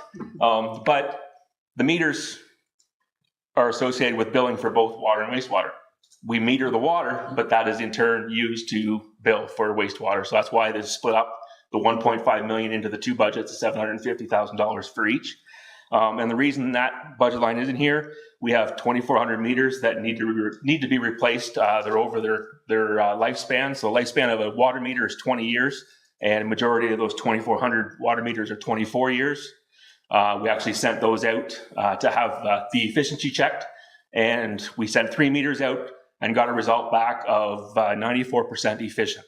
So we're losing 5-6% on revenue based on those water meters we sent out, which in turn for the non-revenue water is about 35,000 cubic meters of water each year that we're not getting money for. So that's one of the reasons why this is in the budget for this year. As you'll see, there's quite a few items with the water treatment financial plan, as we don't have an asset management plan currently for the treatment facilities. That is in the process of being completed now for the requirements in the future. But that's why a lot of these asks that are in the capital, like such as the chlorine equipment, is based off of that asset, the financial plan that was put together for our water and wastewater accountability for our municipal drinking water licensing. So that chlorine equipment, there's scales and different chlorinators that we need to refurbish or replace because of their age to ensure that we have that proper system in place to make sure that we chlorinate effectively and can keep the safety factor to a maximum for those kind of facilities. EV charging stations. So this year we put in 2 EV charging stations because we have the 2 e-transits. As it was stated before, transits are running at about a cost of 5 cents per kilometer, whereas the fuel combustion engine trucks are running at about 55 cents per kilometer. So there is a noticeable efficiency with going with electric. We're not at the area now where we're going to jump out and buy everything electric. We're seeing how these vehicles winter. But if we do move forward, we have vehicles that are slotted to be replaced. But if we don't have the electric infrastructure in place, we can't purchase the electric vehicles. So this would go hand in hand with the projected purchase of more electric vehicles to accomplish the fleet and remove the combustion engines from the fleet. So if we don't increase the e-fleet, we won't be putting in the e-chargers. So it all goes hand in hand. Wastewater. So there's money in the budget for some sanitary sewer lining. That was carryover from 2023. That was work that was completed by Vanessa, the engineer tech, on some areas that we've done inspections on, and we need to do some structural relining in those cases because we won't be doing the capital refurbishments because of the other large projects, but it's something that needs to be done to protect the infrastructure in that area and to keep it usable for the foreseeable future. At the wastewater plant, the primary and secondary gates. So we budgeted, I think it was around $270,000 in the 2023 budget for the installation of new gates. The old gates are slide gates. They're aluminum. They're falling apart. It takes a week to isolate a tank in most cases in these areas because it's not efficient. The guys are sandbagging and doing other things to try to stop the flow from entering the tanks to be able, so it's not operationally efficient. And what's happened is the gate prices, like everything else that's made of steel, has gone up. So the original budget does not cover the requirements for that project. So we're asking for the additional $460,000 to be able to finish that project and to have both the primary and secondary tanks completed. Pelletizer solids handling engineering study, the $163,000. So that was in the budget for 2023. It was deferred to 2024. At this time, with the potential increase in works at Hershey Drive, we need to look at how we handle the solids at the wastewater facility. The pelletizer runs, it's old, we're putting a lot of money into it right now. Are there other options with digesters or different treatments that we can use or upgrades in that facility to be able to handle the solids we have, plus maybe more solids from the industry or residential users in the future? So that study would encompass all that work. Blower upgrade. So in the energy audit that was completed in 2018, there was a line item for blower efficiencies. What we do in the wastewater plant, we have the 2 aeration tanks, and we have 3 blowers that are used to pump air into these tanks to keep the bugs active so that they're eating and doing what they need to do to be able to treat the wastewater so that we have a good effluent on the other side. The blowers that are in there are not efficient. If we look at the new technology that's out there, we have, by replacing 1 blower, a potential savings of 411 kilowatts a year. That works out to, your $30,000 in operational energy costs. But there is also a Save on Energy grant that we would be able to use and be able to receive for an estimated $66,000. There's some more fine tuning in the amount of savings. Metering, we need base metering on the pumps, the blowers that are in place now, compared to what we'll be putting in, so that we fine tune that estimate. But right now it's roughly $66,000 grant incentive to be able to put that project in place. Preliminary grit treatment. So there is the grid system. There is some large maintenance items that need to be completed on that. It is 30 years old, and we do need to keep up with the requirements there, or else we won't be able to treat the grit, and then that gets through the system and creates an issue for other processes in the plant. And also, so SCADA upgrades. So in water and wastewater, we use iFix programming. So the SCADA is supervisory control and data acquisition. So that's what the operators use to get all the information from everything that's happening in the facilities. Right now, we have one common database. So it's our historian database that runs all the information from both plants. If we have to upgrade that because its program is end of life, so there's no further upgrades if something happens. So to replace that, we need to replace the computer systems in both facilities. It was supposed to be just the water plant, but because of this upgrade, the wastewater plant software won't connect to the new version. So that's why there's $50,000 for both facilities to upgrade the infrastructure for our computer systems. And that's a quick overview of capital for water wastewater. Mayor Franco? Yeah, thanks, Jason. Obviously, a lot going on here, and especially the water pollution control plant. It seems like we're slowly rebuilding that complete facility over the last 5 to 10 years, where there's major capital items coming forward. The one I recognize they're all essential. You're the expert. I think it's hard for me to argue against them. The one I'm really pleased to see is the study, the pelletizer solid handling engineering study, and recognizing the pelletizer uses huge amounts of energy, especially natural gas, I believe, to heat up the pellets. And if we can find a better path forward, probably the long-term savings energy reduction, plus reducing our carbon footprint would be extremely important. And we probably can't hit our corporate objectives without making some major differences with that facility. So overall, I think that it's very meaningful, necessary stuff, but it's, as I said, it's a 30-year-old facility almost, and things are breaking down, and we have to maintain it. The EV chargers, I again agree with that, and as we know, there are more and more electric vehicles coming online and fitting our needs, and over the long run, less maintenance, less cost to operate, a lot of benefits to that. I guess other major ones, the water meter replacement, $1.5 million, a lot of money, recognizing they are all beyond end of life.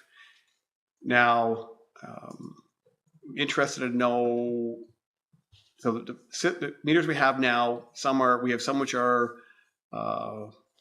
drive-by reading, others which are manually read. I assume the new ones would not be manually read, they'd be potentially drive-by. But what about the opportunity for leveraging newer technology where we don't even need to have them read. They feed into, I guess, a central computer system here. We can reduce our labor costs when it comes to, so if we're maximizing the amount of water revenue we're collecting, is that 35,000 cubic meters we're probably not collecting on now, plus potential savings for reduction in labor. Is that, what kind of offset could we look at if we went down that road? Through the chair. Yeah, so there is operational savings because right now one of our distribution operators reads meters. Over the last 5 years that I've been involved, we have replaced all the commercial meters 2 inches and below. So there's still some 4-inch meters, 6-inch meters that we haven't touched yet. They're more expensive. So we have to look at those kind of on a separate line item. But with the residential meters, this year, for example, all of our capital money that was spent for meters went to new developments. So we didn't actually keep with our program of the replace a meter and then up to 10 years, we'll have all the meters replaced based on the cost. So it was, there is new technology that has even better meters that can do more through cellular or Wi-Fi connections, all that kind of stuff. But then you're looking at adding to the costs as well. We are going from the meters now that are red meters with the puck on the side of your house to the RF meters, which are drive-by. So like example for commercial meters, we went from 3 days to read all the pucks for commercial to a 1-day drive. So operational efficiencies do come with that. And there's lots of work in distribution to be able to have those staff hours allocated to different areas for maintenance and whatever in the water system. Oh, well, thank you. And I guess my thought is if these meters are going to last the next 20 years, is it best to proceed with technology that will soon be redundant and move to, say, the newest of technology? I appreciate there's a higher cost up front, but the payback may be better over the lifespan of the meters. Yeah, it is, through the chair, it is something that we did discuss, looking at the technologies, looking at the lifespan of the meters.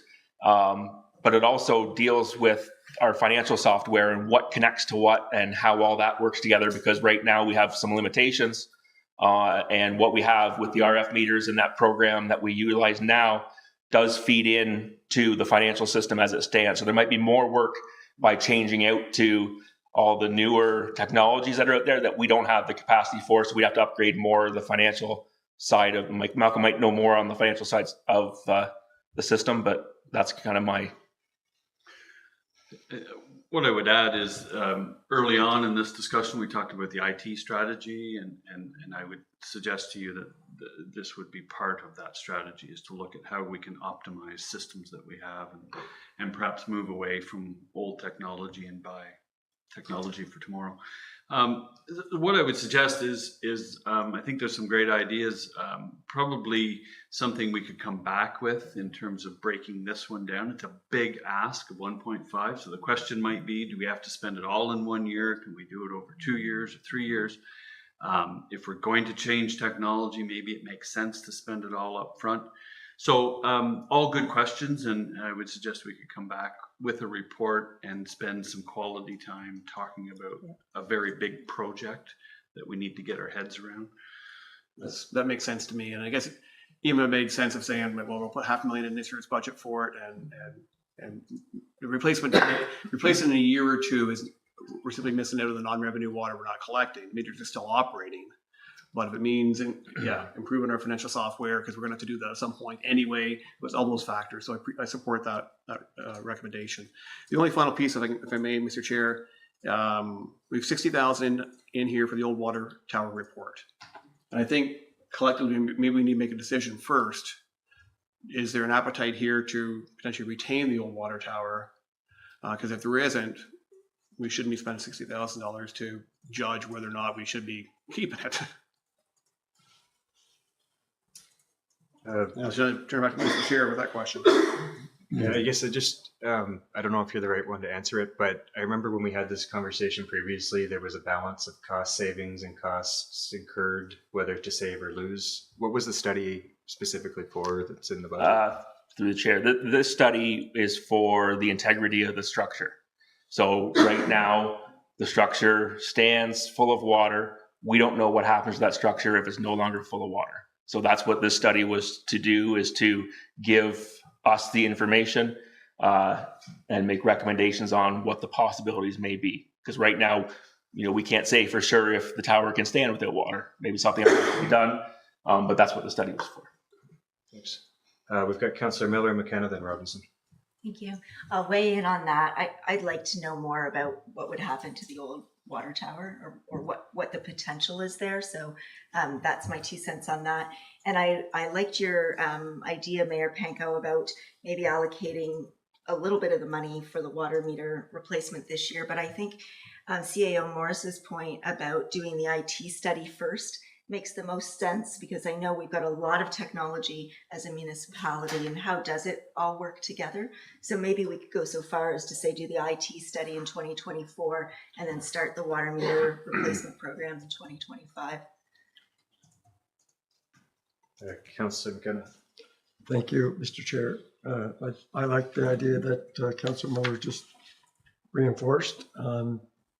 Whether or not we move ahead, I would hope that digital transformation strategy could be.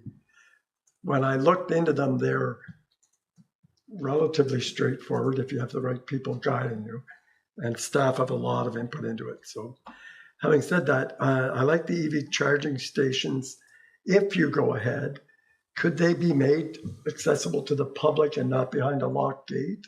Not in our locations. They need to be behind a locked gate. That our facilities are locked gates as it is now. So there'd be no way to make them accessible after hours. But don't put it there, is what I'm saying. Put it beside the park, right beside your facility. My question is, do they have to be locked, or can the public access them as well? With these ones here, yeah, through the chair, with these ones, I would like to see them for our use only, just because we need to ensure that our vehicles are able to plug into them when needed to charge. And the vehicles, we don't want our vehicles left in unsecure areas. So having those vehicles located in our compounds as they are now is the best location. Sir Morris. I might add through the chair that we are working on a public-facing EV charging station program. In fact, tomorrow we have a meeting to talk about potential funding for such a program. So we will, after tomorrow's meeting, we should have enough intel to bring forward in the second draft, several locations for public-facing, pay-per-use charging stations as well. Obviously, we need more in our community. We don't. And on the very, if I may, Mr. Chair, the granular activated carbon, very specialized carbon, or not the biochar that we're experimenting with that could be developed into this product? No, through the chair. Yeah, no, this carbon is specialized carbon. We had the tender this year. We only had one company bid on the carbon that was required. There was another company who was thinking about it, but they ran into some technical issues and couldn't supply the RFP at the time. So I would say it's a specialized carbon. Opportunity to look into that to see what does it take. Thank you very much. Robinson. Thank you, Mr. Chair. Getting back to the water meters, I agree that maybe we should defer it till the following year so that we can get the IT in place. But just to comment on that, if you go in for a hard operation and they give you a 96% chance, that's pretty good results. So if these are working at 96%, that's not too bad for the next year or two. That's my thought. Anyway, that's it. Councillor Robinson. Councillor Sir Morris, did you want to weigh in? I was going to say wasting water can lead to a heart attack for a manager like Mr. Barlow. Councillor Brennan. Yeah, I'm fine with deferring that one. And I remember when they were put in, so it makes me feel really old. I didn't think it was 24 years ago. Anyway, on the water tower question that you posed, I would like to find out more. And I think that when we first started discussing this, and I think it was last term, and I think it was J.L. Richards that was here. Correct me if I'm wrong, but I asked that question. Is there a precedent for old water towers to be standing? There is. And I said, from an engineering point of view, is there any reason why it has to come down? The answer is no. However, there are costs involved, maintenance wise, that would probably be yearly. I don't know what those are. So I'd be interested in finding out more. It is of great interest to our citizens. We know that. Through the chair, just to add to that just a little bit. One of the reasons why we did look at the new tower was the degradation of the existing tower, but also there was substantial value required to put into it for safety concerns. So if it does stand and people need to work in that platform, there is a high cost to upgrade the tower as it stands now to make it feasible just from a safety perspective before we look at the integrity and maintenance required. Yeah. So I'd like to, through the chair, I'd like to find out what that is before going down that road. Thanks. I'm going to weigh in before we do round two, but I know from the discussions of the Municipal Heritage Committee, they feel strongly about that too.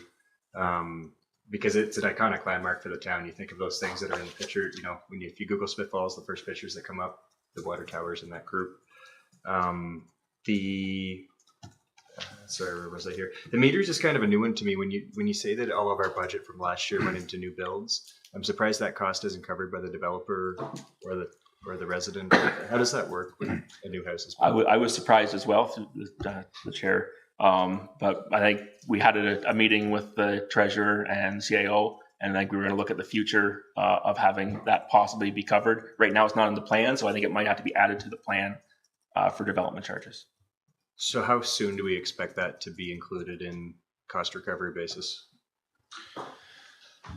Well, there's, I guess there's two broad approaches, and our interim treasurer may weigh in on this as well. From my experience, you can either fund them from DCs, I think would be perfectly legitimate way to do that. So when we come back with a financial strategy, we'll consider DCs as an offsetting revenue source.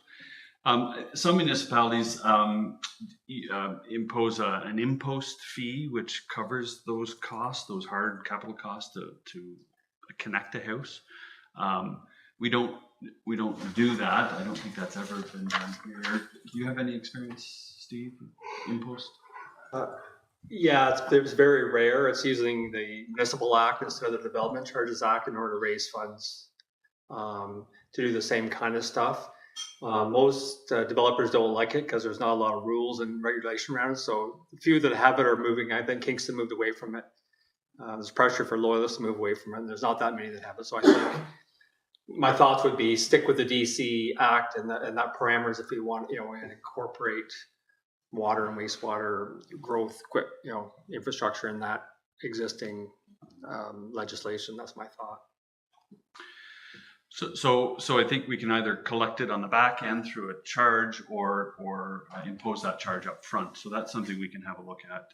But the easiest way is if they're DC eligible, we simply offset the cost. The town would upfront them, and then we would cover that through DC. So that may be the simplest approach, but we'll have a conversation and come back with a recommendation. Thanks. And my last comment on this is just, there is a $95,000 line item for the Marguerite Allen Ross, the Marguerite section of those 6 houses. That's $95,000 is a lot of money, and it brings the total to $566,500. So I just don't want that to get lost in the spreadsheet. Mayor Peko? Yeah, just back to the water tower report, and maybe for next budget meeting, staff go back and tell us exactly what we're getting for the $60,000 if we spend that. Because my concern is that we spend $60,000 to find out the structural integrity of the structure, and if it can stand there without water in it, or if it needs to be filled with sand or concrete, whatever. But to Jason's point, there will be other upgrades needed if we're going to even leave it there. And does that mean it's got to be painted? That means there needs to be work done to some of the steel work and the platform and everything else. And then what else do we want to know? So we want to know if we're going to maintain it there for the long term, what other work has to be done, and in addition to that, what would be the annual cost? Because I think the $60,000 is simply a first step, and we're going to spend another $250,000 to figure out all the other answers or whatever, and then it's going to be another $100,000 a year. before we spend anything, I would prefer we have some greater understanding here. So if the staff can bring that back for our next budget meeting, I would appreciate that. Seeing nodding Yes. heads. Yep. Great. And also, just on the Marguerite now, that part of the water main that's there, just to clarify the requirements for that, they put the new school in, they put a hydrant in and a service off that water main. The hydrant is a red flow hydrant. You open it up and you have no water flow. What's happened in that area is through years of development, it's a 6-inch water main coming in on two sides at the corner. And they decided they put a 10-inch water main in between with no air relief. So we have a water main that potentially is only half full of water. And every time you open the hydrant, the air decompresses and lowers the flow in that whole system. So there is a fire protection aspect to the hydrant on that area, just to add to the work that needs to be done there. Yeah, through the chair, I just wanted to add to Jason's comment that You better come up to just for the camera. Oh, sorry. Paul. Yeah, I just wanted to mention that if there's an appetite to address that water main issue from a fire service perspective and providing water, we could certainly do that work absent of the sidewalk work on Allen and the work on Marguerite. Basically, we'd have to go in and do a road cut, replace that section of water main, then we backfill it and repave. So we only kind of married everything up because we felt there was some synergies and some economies of scale to kind of pull it all together as one project under one contract with one general contractor. So. And is this work related to the sidewalks on Allen Street and the section of Marguerite between Allen and Brockville, or is it related to the section between Allen and Wood on Marguerite? Ross. It doesn't have anything to do with any of those sections of. It does, well, probably more so the sidewalk work on Allen and to Brockville. Yeah. Okay. Yeah. Okay, thanks. That helps me understand it. Councillor Miller? So I just in summary a little bit, if you're ready to go there at all, and in order to try and save the Marguerite Street project, we were working tonight to try and find a fix for an $830,000 shortfall. If my notes are right, and they're a bit scattered, don't look too closely, the Lower Reach study saves $750,000 if we defer that a year, and their water meter replacement, 1.5 million. So to me, we've achieved our goals and then some tonight. So again, if we keep Marguerite Street in, I don't think it impacts our ultimate goal tonight. So CMRs, help me understand, we've got capital, we've got operating, we've got the 800,000 in operating, which I don't think we've made up, but capital, I don't know how much of this was proposed to be debt finance, so. Yeah, so the deferrals that were discussed tonight were all capital. So sorry to say, it did very little to punch a hole in the $830,000 gap that we have, but that's okay for the first draft, because I think we've got enough insight to come back with a reduced capital request, which and we'll come back with a financial plan to support it after tonight's discussion. But we really haven't made inroads on the operating side yet. But clearly, our assumption is the 830 would be an approximate 4.5% increase in the tax rate. So on top of the 2.9 that you've already directed us, we're making the assumption that's probably more than you have an appetite to pass. Is that a fair statement? Okay.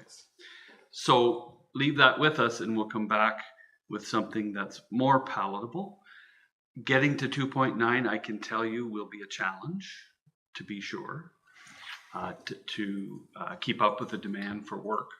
But we've certainly made you've given us really good direction on capital. So I think this is a fabulous start to a long process. I appreciate it was a long discussion, but I think we have enough now to come back with something that we can associate numbers with and funding and give you something more to view. The other filter we're going to add to this is there are 94 projects on the capital list. That's an enormous amount of work. And we put it all in there because we wanted to be very authentic and transparent about what we think needs to be done. We have to overlay that with our capacity to do 94 things and run the town on a day-to-day basis. So we're going to have a look at this and bring it back. And if there are things we think we should defer, we'll make those clear in the next draft. And then we can have a discussion about that. So I thought this is a fantastic first step. There's a lot more work to be done here. I think that goes without saying. But we've got pretty clear direction. We're down to 92 items, so we need to celebrate that. I've got one last question for you, Jason, on the water meters, because I know with the water meters, we're losing money on revenue, but then we're also spending more money on the chemicals. And it's been so successful to track those leaks and get that under control. Do you have a rough number of what the cost saving, like between revenue and cost savings, what the net benefit would be of putting those meters in? And what the technology looks like, because as much as we can do a strategy, if the new technology isn't revolutionary and going to be obsolete with the existing stuff, then I'm not as keen to put it off. But yeah, through the chair, I think the discussion about the IT strategy and developing that digital footprint should happen before we look at replacing all. I like that kind of idea to better integrate all that part of the service with the dollar value. What is $1.28 per cubic meter is what we bill approximately. All right, don't quote me on it. So that 35,000 cubic meters times $1.28 would be the financial impact by putting the meters in and upgrading them, so we don't have that loss. Whereas if you look at the non-revenue water side, that 35,000 cubic meters costs us, I think I worked out to 38 cents per cubic meter for electrical chemical costs. if you're okay with putting it off, then I'm okay with putting it off. I just want to make sure we're not making a short-term decision. Councilor McKenna? So, Mr. Chair, you can correct me or the clerk can. We did push a little bit on the operating around the tourism position.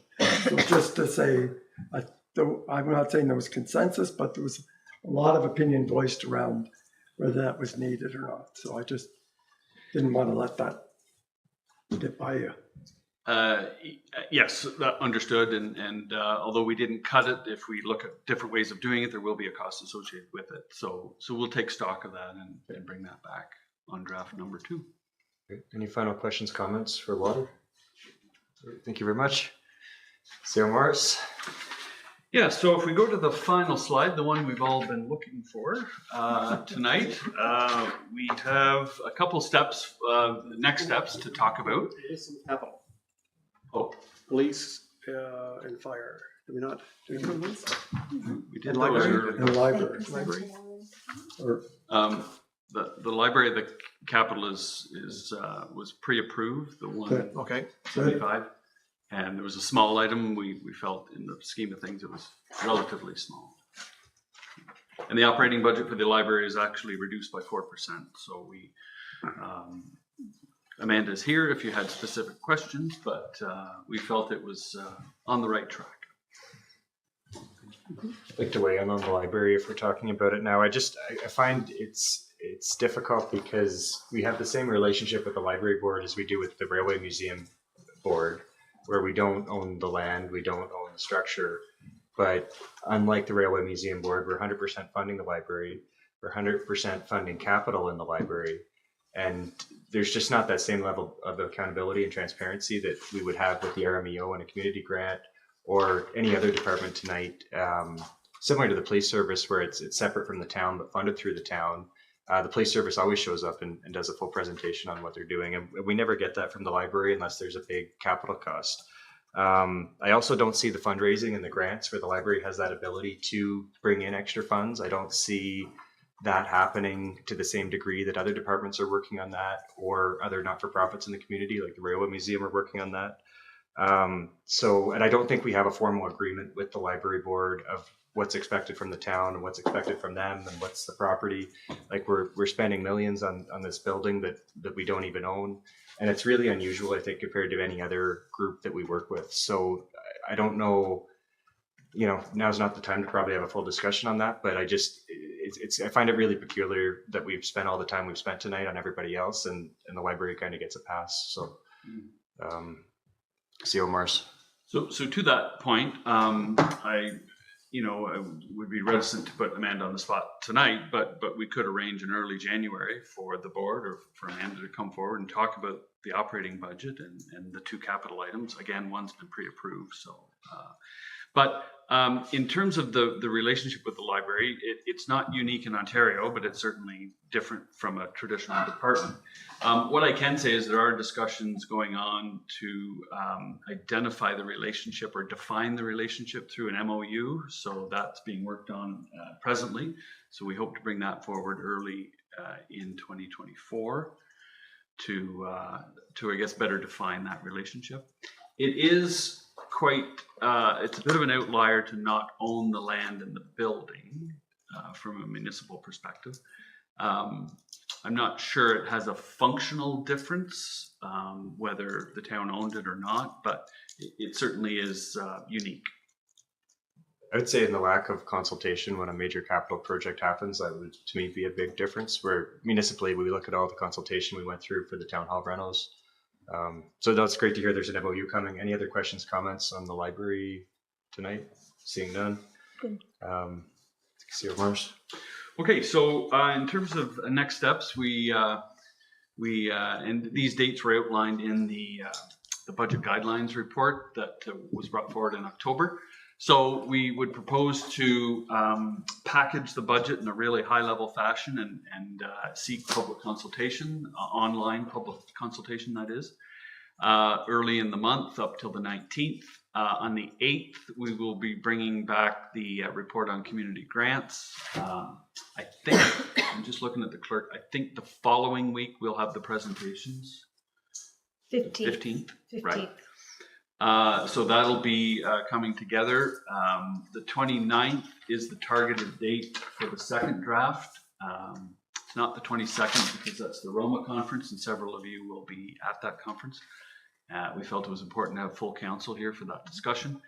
And that would put us on track, depending on how things go on the 29th, for potentially an approved budget by mid-February.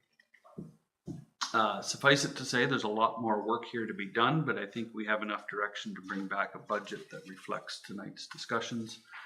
And most importantly, what's the impact financially on the tax rate, and what will the impact be on reserves and debt financing? I think that's going to be the big one.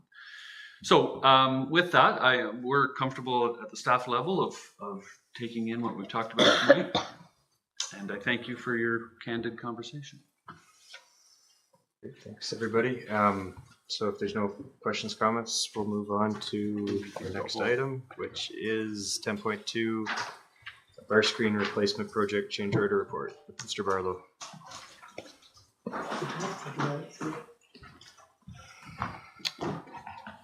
All right.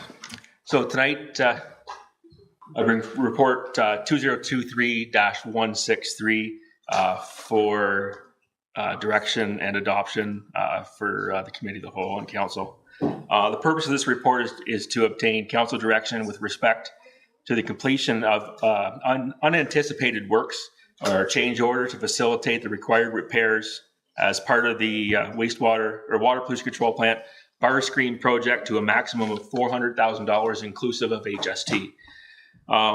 As you are aware, February 21st, Council adopted and awarded the project to Harrington Mechanical for a cost of $899,914.56, inclusive of the net HST.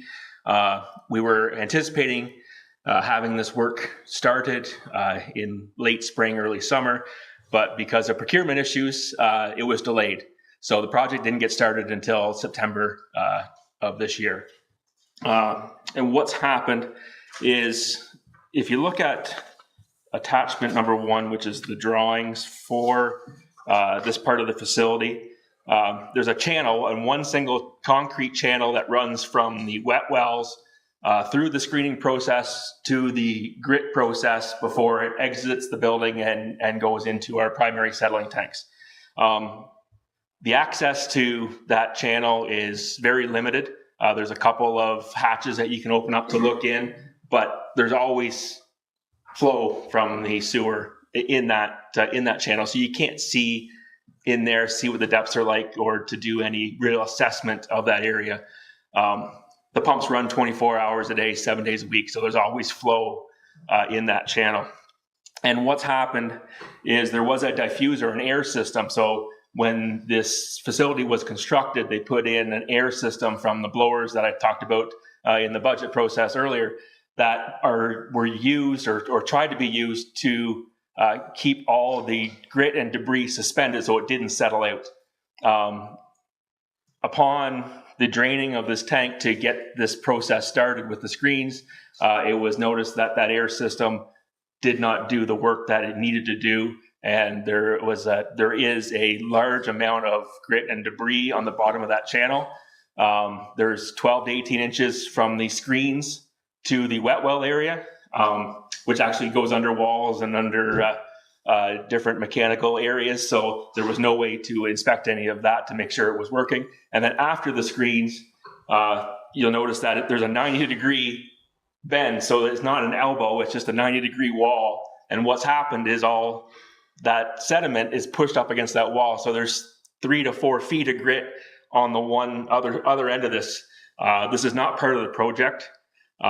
We require to get this cleaned out before completing the project, or the manufacturer of the screens has told us that they will not be liable for any warranties associated with the equipment we put into this site because of the grit and debris that can damage this very easily. So based on that, I don't want to go in too much fine details, but the recommendation is that the council of the corporation, the town of Smith Falls, pass a resolution to direct staff to authorize an expenditure for the required project change order above the original approved budget for project 2023-PW-08 to a maximum of $400,000 inclusive of net HST.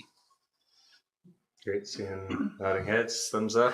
I could say I really appreciated the fine details of the drawings. I've never seen a sewage and headworks stamp before, so that was cool. The politically correct language, grit and debris, I appreciated that.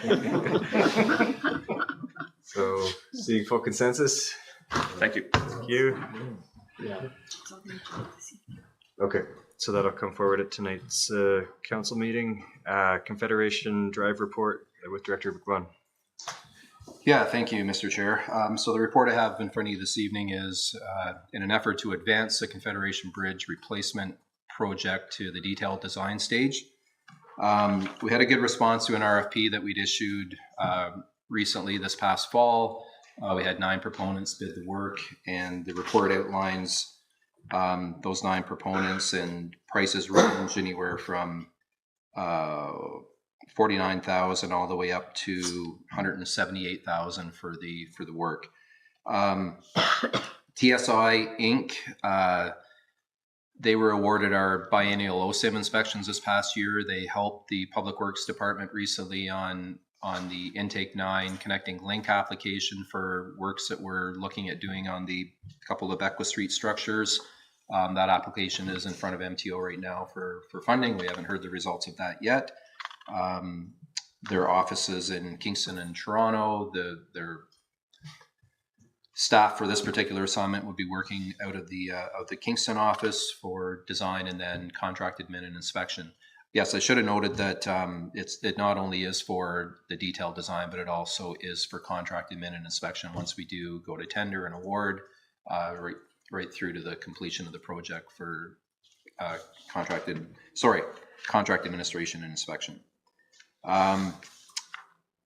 With that, I've been particularly satisfied with TSI's efforts on the other assignments that they've done for the town this past fall and summer, and the recommendation would be to award to TSI in the amount of $49,805 plus net HST.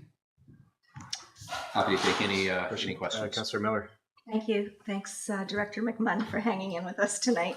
I know we've told you a couple of times that we're really keen to design this well. Yep. Do you have confidence that this company will hear our wishes and help us get to that really special place for wedding photos? Yeah, I do. The RFP was pretty explicit in terms of what the wants and needs are from this council. Basically, I outlined kind of referred back to a report that I brought to council previously for the bowstring bridge, painted black, concrete deck, everything that council wanted, some lighting incorporated into the bridge itself. What the lighting looks like at the end of the day, we're not quite sure at this point, but so they've put resources in their RFP for the lighting design and all those other elements. Notably, the bridge itself will be primarily designed by the bridge manufacturer. So I think that's important to understand when we look at the prices, especially the disparity between the high end and the low end. And you have to wonder, why is there such a discrepancy? I think that primarily drills down to, much like we see in the construction side of things, when we go to construction, is who has capacity to do the work, who's interested in the work, who's hungry for the work. Some of the higher prices were very large firms. TSI is a small firm. They have about 12 staff out of their Toronto and Kingston office combined. But they put up a good RFP together. They do work, quite a bit of work from Toronto to Ottawa and then north. Notably, they've done work at the City of Rockville, City of Kingston, Ottawa, Toronto. They've done work for MTO, Ministry of Environment, Climate Change and Parks. So they're not just they're not a small firm. Well, they are a small firm, but they've got a lot of resources and experience behind them.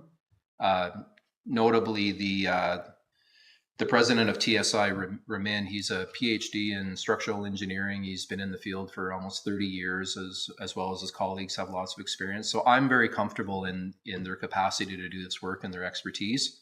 They've been a pleasure to work with to date. That said, they did score high on the technical proposal.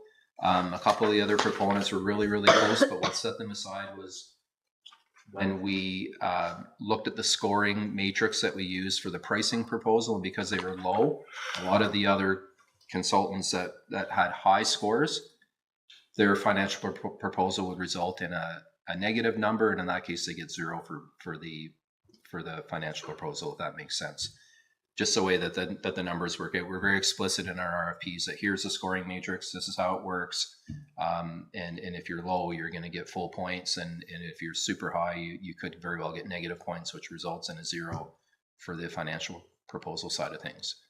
So, and we did have myself and 2 other of my colleagues in Public Works score it independently of each other, and then we pulled it all together and culminated the results. And this is what you see in front of you on page 2. Just as a follow-up, I'm not concerned about that at all. I fully trust you. I just want to make sure we have a say in the final look of the bridge, and it sounds like we will. So, and through the chair, I mentioned that to Councillor McGuire earlier, that we will bring a report back to council, perhaps at the 60% stage of the design for council's consideration. And even so much with council's direction, we can bring the working group committee together to look at the detailed design at 60% before we bring it back to committee and make sure that we've touched on everything that we want. Yeah. Thanks. Yeah, my question was based on the how does the contracting work for the actual bridge design manufacturer part? Will it be like this where we award a contract before it's designed, or do they design it, give us a price, then we approve it? How does that work? Yeah, through the chair. So the bridge manufacturer themselves, they'll work with TSI in this particular case. We won't see an invoice from the bridge manufacturer for the design. Okay. They do that in kind with the hopes that they'll get the work once we go to tender for construction. Okay. There's a couple of players out there that do bridges of this nature. Yeah, so they'll work with TSI. TSI will do the abutment design, and they'll work with the bridge manufacturer to make sure the span is proper and all that for the bridge to actually sit on the new abutments. But we won't see an invoice from the bridge manufacturer. We will when we go to tender through the general contractor through that process. But we won't see an invoice from them. We'll see it through the GC, the general contractor. Yeah. Yeah, I'd definitely love to see the design committee reconvene. I'd like to see us, if we could meet with the designer and TSI maybe as a kickoff or a 30%, kind of early in it, so we don't get to 60% and make sure everybody's on the same page, if that would be okay. But see nodding heads. Great. So thank you very much, Paul. Full support, exciting to move forward. Okay, thank you. Good night. All right, 10.4 is Main Street West and George Street North Development Zoning Amendment with Mayor Penko. Yeah, I want to bring this back maybe for a brief discussion. When we Committee of the Whole gave the support for this initiative last week, and one of the provisions is the holding zones that will give us some degree of influence or control over the actual execution of this agreement and the project moving ahead. The second part of that holding zone refers to the affordability agreement. And we are providing, in agreeing to the zoning change, we are enabling greater density than we normally would on a site like this. And in exchange for that, of course, the developer has proposed to provide 9 affordable units. Now, this is a new venture for us. We have had 2 other developments in town in the past where there's been a handful of affordable units in there. And but we've learned through that process and when looking at this deeper, I don't know, I'm not comfortable without knowing what type of mechanism we would have to hold a developer to an affordability agreement. So one, we can define the terms of the agreement, and council can agree these are the terms that we want. The developer can agree to that, and then what authority do we have in law to ensure that 1, 2, 5, 10, 15, 20 years down the road, whatever, when none of us are here and the developer has maybe sold the building, maybe multiple times, how do we ensure that the tenants in those units remain in affordable units? We know that a building built after 2018 is not subject to rent controls in Ontario. And we also, I don't know what authority we have in law to check in on an annual basis to ensure the units are affordable, and to, if something down the road, if the owner of the time is not in keeping with the agreement, I don't know what authority we have to force them or compel them to abide to the agreement. So in discussion with their manager of development services earlier, his intent is to get some legal opinion to see what mechanisms in law we would have. I wouldn't want to be in a position where we'd have to pursue legal action and go to court in order to be able to enforce a provision that we put in place here. Maybe not be, it might be future renderings of town council.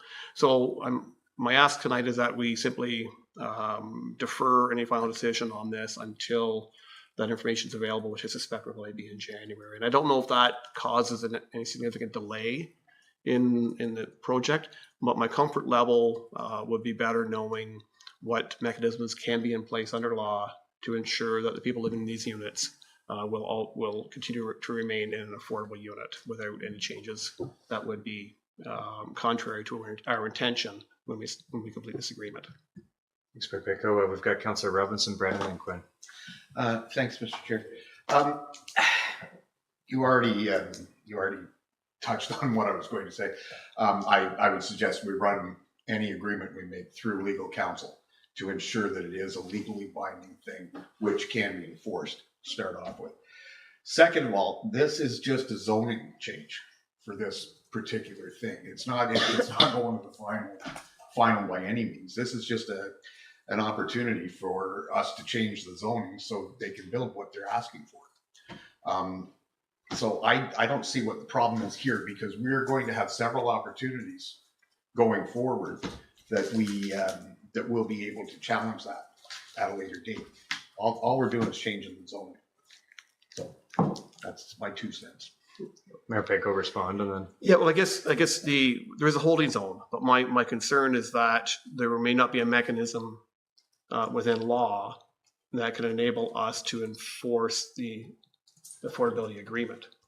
And if that's the case, do we want to proceed with a zoning change which will enable this density if there is no requirement for the developer to maintain 9 affordable units? Councillor Brennan. Yeah, So yeah, there's a holding zone, right? And the agreement will administer affordability requirements, prescribed duration, definition of affordability, or prescribed monitoring and enforcement provisions. So that means that nothing proceeds until that holding zone is lifted, correct? And so, this came up when we talked about this last week, because there's lots of concern about the affordability piece of it. Our director of development maybe can come up and tell us, but that's the discussion we were going to have when we put together a agreement with these guys for affordability. So I'm not sure why we were going to be delaying when we still hold holding zone, which means that nothing happens until the holding zone is lifted. And so it's up to us. So the director has recommended, or he did last week, that we approve the zoning bylaw amendment with these two conditions and a holding provision. So I still agree with that. And I think through the chair, maybe Director Greg, can you come up and answer a couple of questions?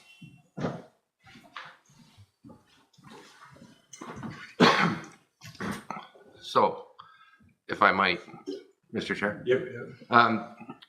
So what I just stated is the case. So this is a change in zoning that allows for increased density in the fringe of our downtown, which we want.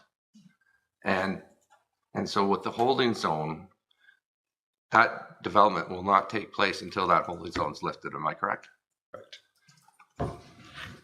So Councillor Quinn? There's no reason to delay. Thank you. That was my understanding. So I see no reason for delaying the zoning change, as long as we have that in place, so that we know as we move forward that we have that, and they can't move forward until that is lifted.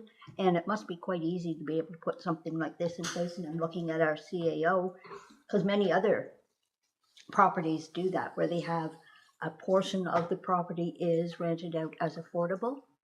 So it must be reasonably easy to do that. Yeah, but perhaps I'll refer that one to our manager of development services. Thank you. Thank you, Mr. Chair. So, thank you. Yes. So just to highlight the process, if council approves the zoning based on the on the recommendation last week, where the land use is approved in principle, subject to a couple of agreements, one being the site plan approval, second being the affordability agreement. What the wording of the holding zone states is that, or proposes to state, is that the holding zone agreement, the affordability agreement will administer the affordability requirements and prescribe the duration, the definition of affordability, and prescribe monitoring and enforcement provisions. So before that, an affordability agreement is brought back to before an affordability agreement is brought back to council, of course, it will be reviewed with legal. Certainly, the questions regarding the enforcement, we'd be exploring enforcement options. So we'll take council's direction as to whether that you'd like to have some of that discussion beforehand. But I'm confident that if the holding zone is approved as is presented, there will be the opportunity to have that engagement with legal. There's a number of different ways in which we can approach enforcement. So I think at the very worst case scenario, I suppose that is that court action be taken. So for instance, if the affordability agreement requires X, Y, Z, the developer doesn't provide that, or doesn't provide the evidence, then we can initiate if it's a binding contractual arrangement, then we'd be able to initiate some sort of legal action. That's not ideal, that's not fast, but that's a possibility. Depends on resources and council's direction. As an example, through our community improvement plan, we do have a provision that allows for, we have a handful of attainable housing programs, some of which are tied to a tax abatement.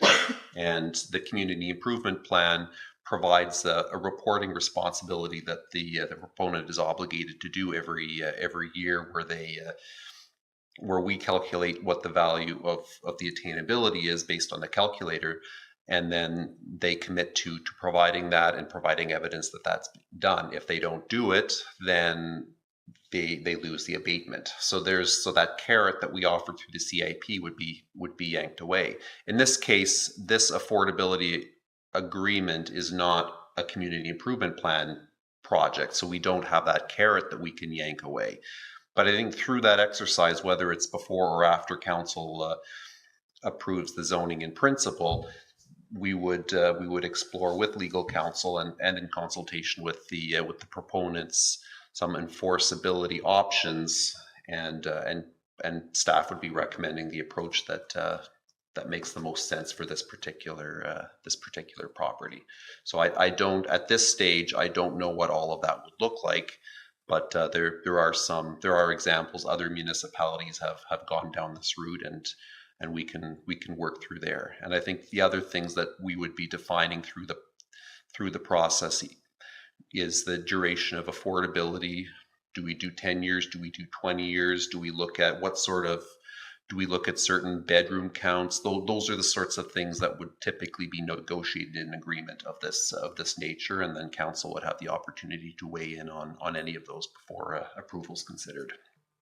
Councillor Miller. Thank you, Manager Grenke. I'm fine with delaying this for 30 days. I don't see any harm. I expressed some concern last meeting about affordability, and if there's creative ways that we can use a partner to ensure that this gets done. When we are displacing people from a neighborhood, I think it is good due diligence to make sure we have our ducks all in a row. So I'm fine with Mayor Panko's recommendation. Councillor McKenna, if you've got no comment, I'll weigh in, or before we do round two here. Go ahead. Okay. Yeah, no, I agree with Mayor Panko. I think the problem with this, Carl, what needs to happen before the holding provisions would come to would they go to the Planning Advisory Committee, or do they go right to council? Typically, they would go right through council. And site plan, what are the steps that it take by that point? So in this case, the holding zone would only be lifted upon execution and registration of the following. So the affordability agreement and the site plan agreement. So site plan control is approved by staff. Planning Advisory does have an opportunity, does participate in the review process for site plan approval. So the site plan would be approved, and the holding zone would be, we would have an affordability agreement essentially ready for council's consideration, and then council would give notice of our intent to lift the holding provision. So the municipality would be under no obligation to do anything, certainly until after we have that application to lift the hold, and until once those two items have been satisfied. So for that reason, I 100% agree with Mayor Panko, because if we look at the development on Beckwith Street that tore down the building on William Street, that went through all this process. The building got torn down, we lost commercial space, we lost density, we lose taxes, and that development hasn't proceeded. I think the best practice here is to set the expectations with the developer before they built a site plan, before they've really dug into this. I don't think a delay is going to affect things in a big way, because there's another project a block away that's far from completion. If the affordability aspect isn't in on this, although the density I think is good for George and Main Street, it's not good for William Street, and I made my position on that clear last week. So, Councillor McKenna. Thank you, Mr. Chair. If I had any reservations, Mr. Grenke has assured me that those are in place. There's nothing to stop this developer, if we have an ironclad affordability agreement in place, from not proceeding with that development either. So I'm ready to go ahead. I believe we can get an affordability agreement before we lift the holding that we're satisfied. If that's the only thing, if people have other reservations, then that's a different discussion. But if it's around putting up a decent affordability clause in, while this is in a holding, I'm ready to go ahead. Questions, comments? Seeing none. So I believe, will that come tonight or does that come in the new year? It's on the agenda this evening. Okay. All right, so seeing no further items to bring forward, I'll take a motion to adjourn. Moved by Councillor Robinson, second by Councillor Brennan. The committee adjourned its proceedings at 9:09 p.m. and stands so adjourned until the next duly called committee meeting. All those in favor? It's carried. Thank you. Thank you, Mr. Chair. One more meeting. Congratulations. Not the kind of record we want, though.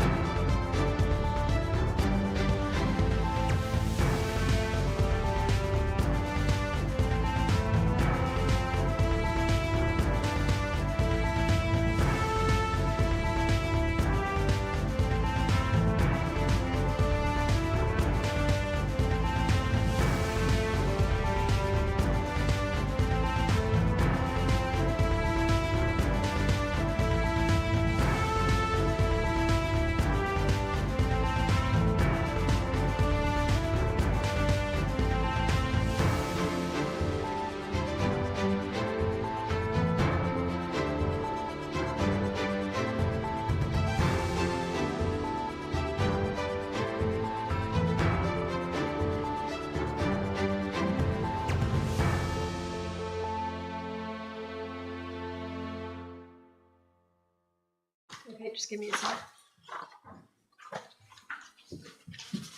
Okay, you're back. Thank you. Welcome back to this meeting of Smith Falls Town Council for Monday, December 18th, 2023. I'll open the meeting with our land acknowledgement. On December 18th, 2023, we acknowledge that the sacred land in which Smith Falls is now located has been a site of human activity for over 10,000 years and is rich in Indigenous history. This land is the ancestral and unceded territory of the Algonquin Anishinaabe Nation. We are grateful to the Algonquin ancestors who cared for the land and water in order that we might meet here today.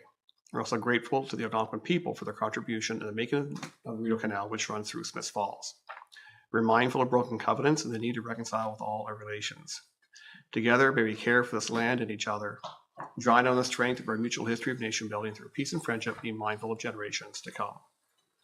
I'll call the meeting to order at 9:12 p.m. Late start. We have a couple amendments to the agenda, though please note, motion 9.1, Water Pollution Control Plant Project 22 PW-008, a bar spring replacement project. We need to add that, as well as bylaw 1.2 to award the RFP to TSI for professional services, the detailed design, tender preparation, etc. for the Confederation Bridge replacement. As for motion for approval of the agenda. Thank you. Yes, sir, Woodruff. Quinn, yeah. Moved by myself, seconded by Councillor Robinson, that the December 18th, 2023 regular council meeting agenda be approved as circulated. Thank you. All in favor? Carried. Thank you. After disclosure of pecuniary interest or any conflict of interest, general nature thereof. Seeing none. Approval of minutes with Councillor McGuire, please. Your worship, moved by myself and seconded by Councillor McKenna that the minutes of the December 4th, 2023 council meeting be approved and circulated. Thank you. Moved by Councillor McGuire, seconded by Councillor McKenna. The minutes of the December 4th, 2023 council meeting be approved as circulated. All in favor? That's carried. Thank you. Any reports? Seeing none, especially at this hour. I've just got a couple of announcements myself. Reminder, there'll be no committee of the whole or council meeting on December 27th or January 2nd, 2024. And we have two committees, the Smith Falls for All Committee and the Climate Action Working Group are currently seeking additional membership, looking for 2 youth members for the Smith Falls for All Committee. And of course, youth are also welcome for the Climate Action Working Group. We're also looking for membership for the Municipal Heritage Committee, Recreational Hall of Fame. And of course, there are 2 bylaws on the agenda tonight to amend membership to permit youth on Climate Action and Municipal Heritage Committee. Okay. That's it for my announcements. We have no presentations, no proclamations. Consent agenda, Councillor Miller. Moved by myself and seconded by Councillor McKenna that items in consent report number 012-2023 received from the clerk be received and adopted. Thank you. And I'll turn to the clerk for the consent agenda. Thank you, Mayor Panko. On the consent agenda this evening, we have a bylaw to temporarily close the cycle track on Beckwith Street. We have a bylaw regarding the Pearl Street development agreement with Jim Parsons. We also have a bylaw with the Rio Environmental Action Lease for the League for the use of the building located at 85 William Street West. We have 2 bylaws coming forward to amend the membership from the Climate Change Action Working Group and the Municipal Heritage Committee, both to include youth membership. We also have a bylaw to award the Heritage Conservation District study, a bylaw to prohibit right turns on a red light. And we have 2 resolutions, the first being to accept the annual building permit report, and the second regarding the community improvement plan monitoring and 2024 incentive program activation. Thank you. Would anyone like to pull out any particular item for further discussion or separation? Seeing none. Where are we here? I'll go back to the consent agenda. Moved by Councillor Miller, seconded by Councillor McKenna, that the items in consent report number 012-2023 be received from the clerk, be received and adopted. All in favor? Carried. Thank you. Item 9.1, Councillor McKenna.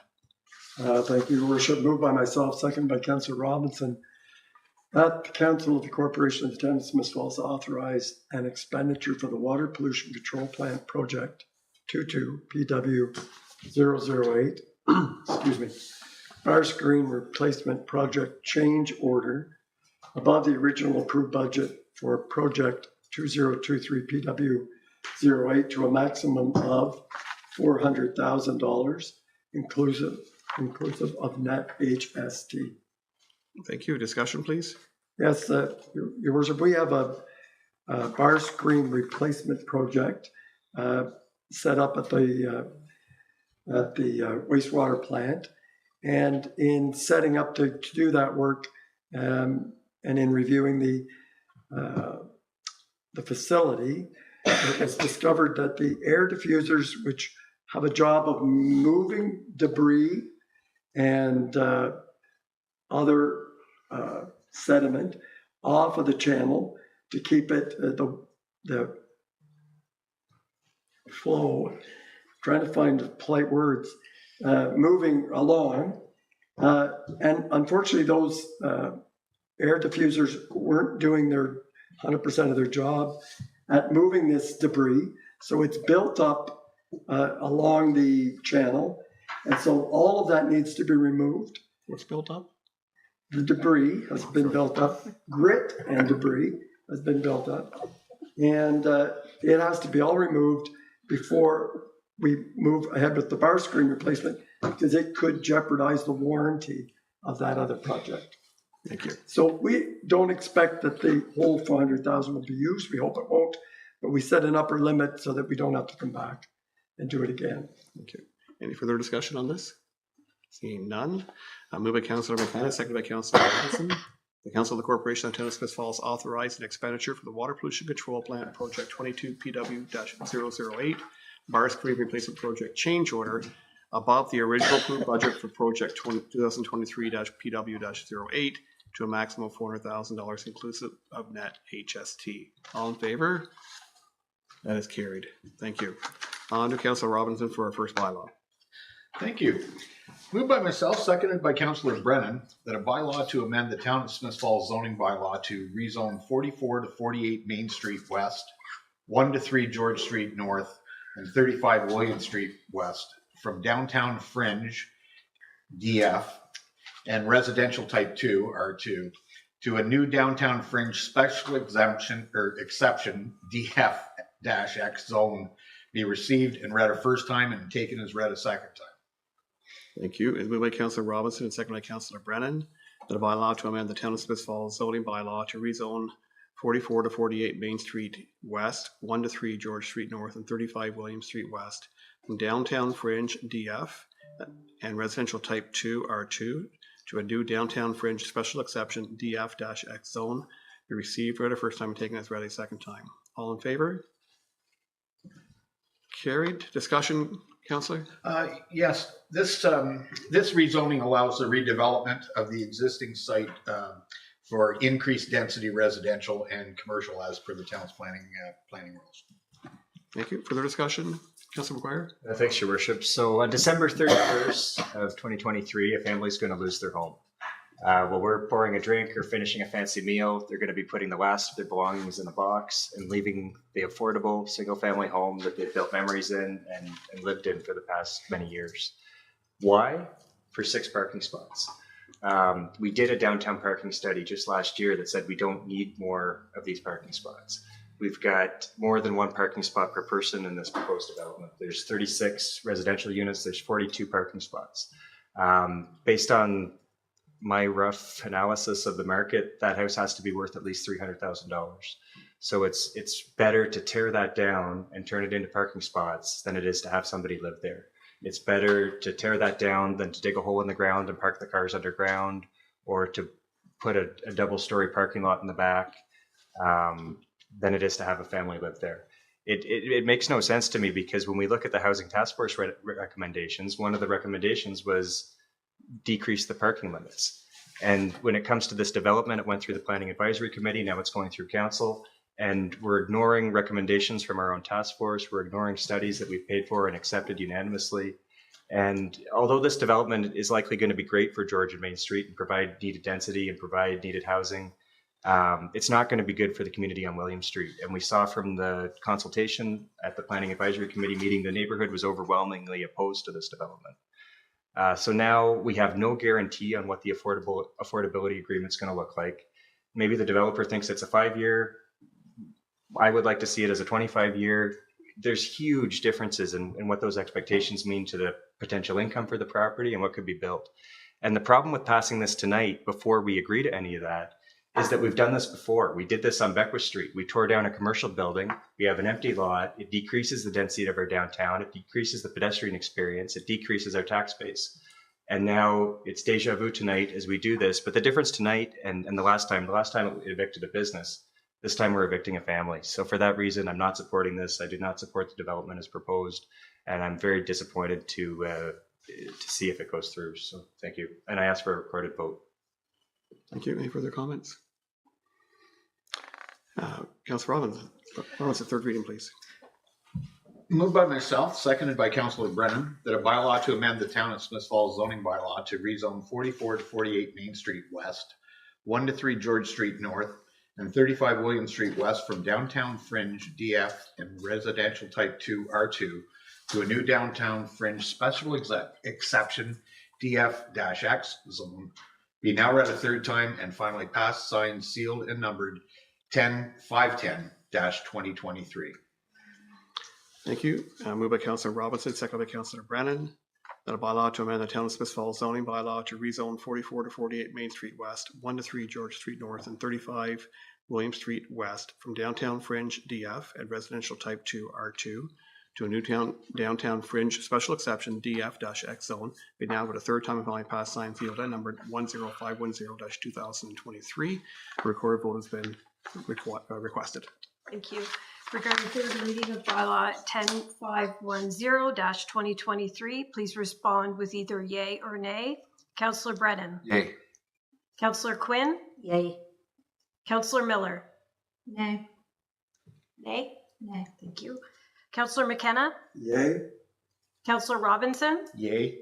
Councillor McGuire, Nay. Mayor Panko, Nay. carried. Thank you.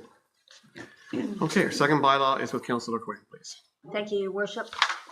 Moved by myself, seconded by Councillor Robinson, that a bylaw to award RFP 23-PW-015 to TSI Incorporated for professional services for the detailed design, tender preparation, contract administration, and inspection of the Confederation Bridge Replacement Project be received and read a first time and taken as read a second time.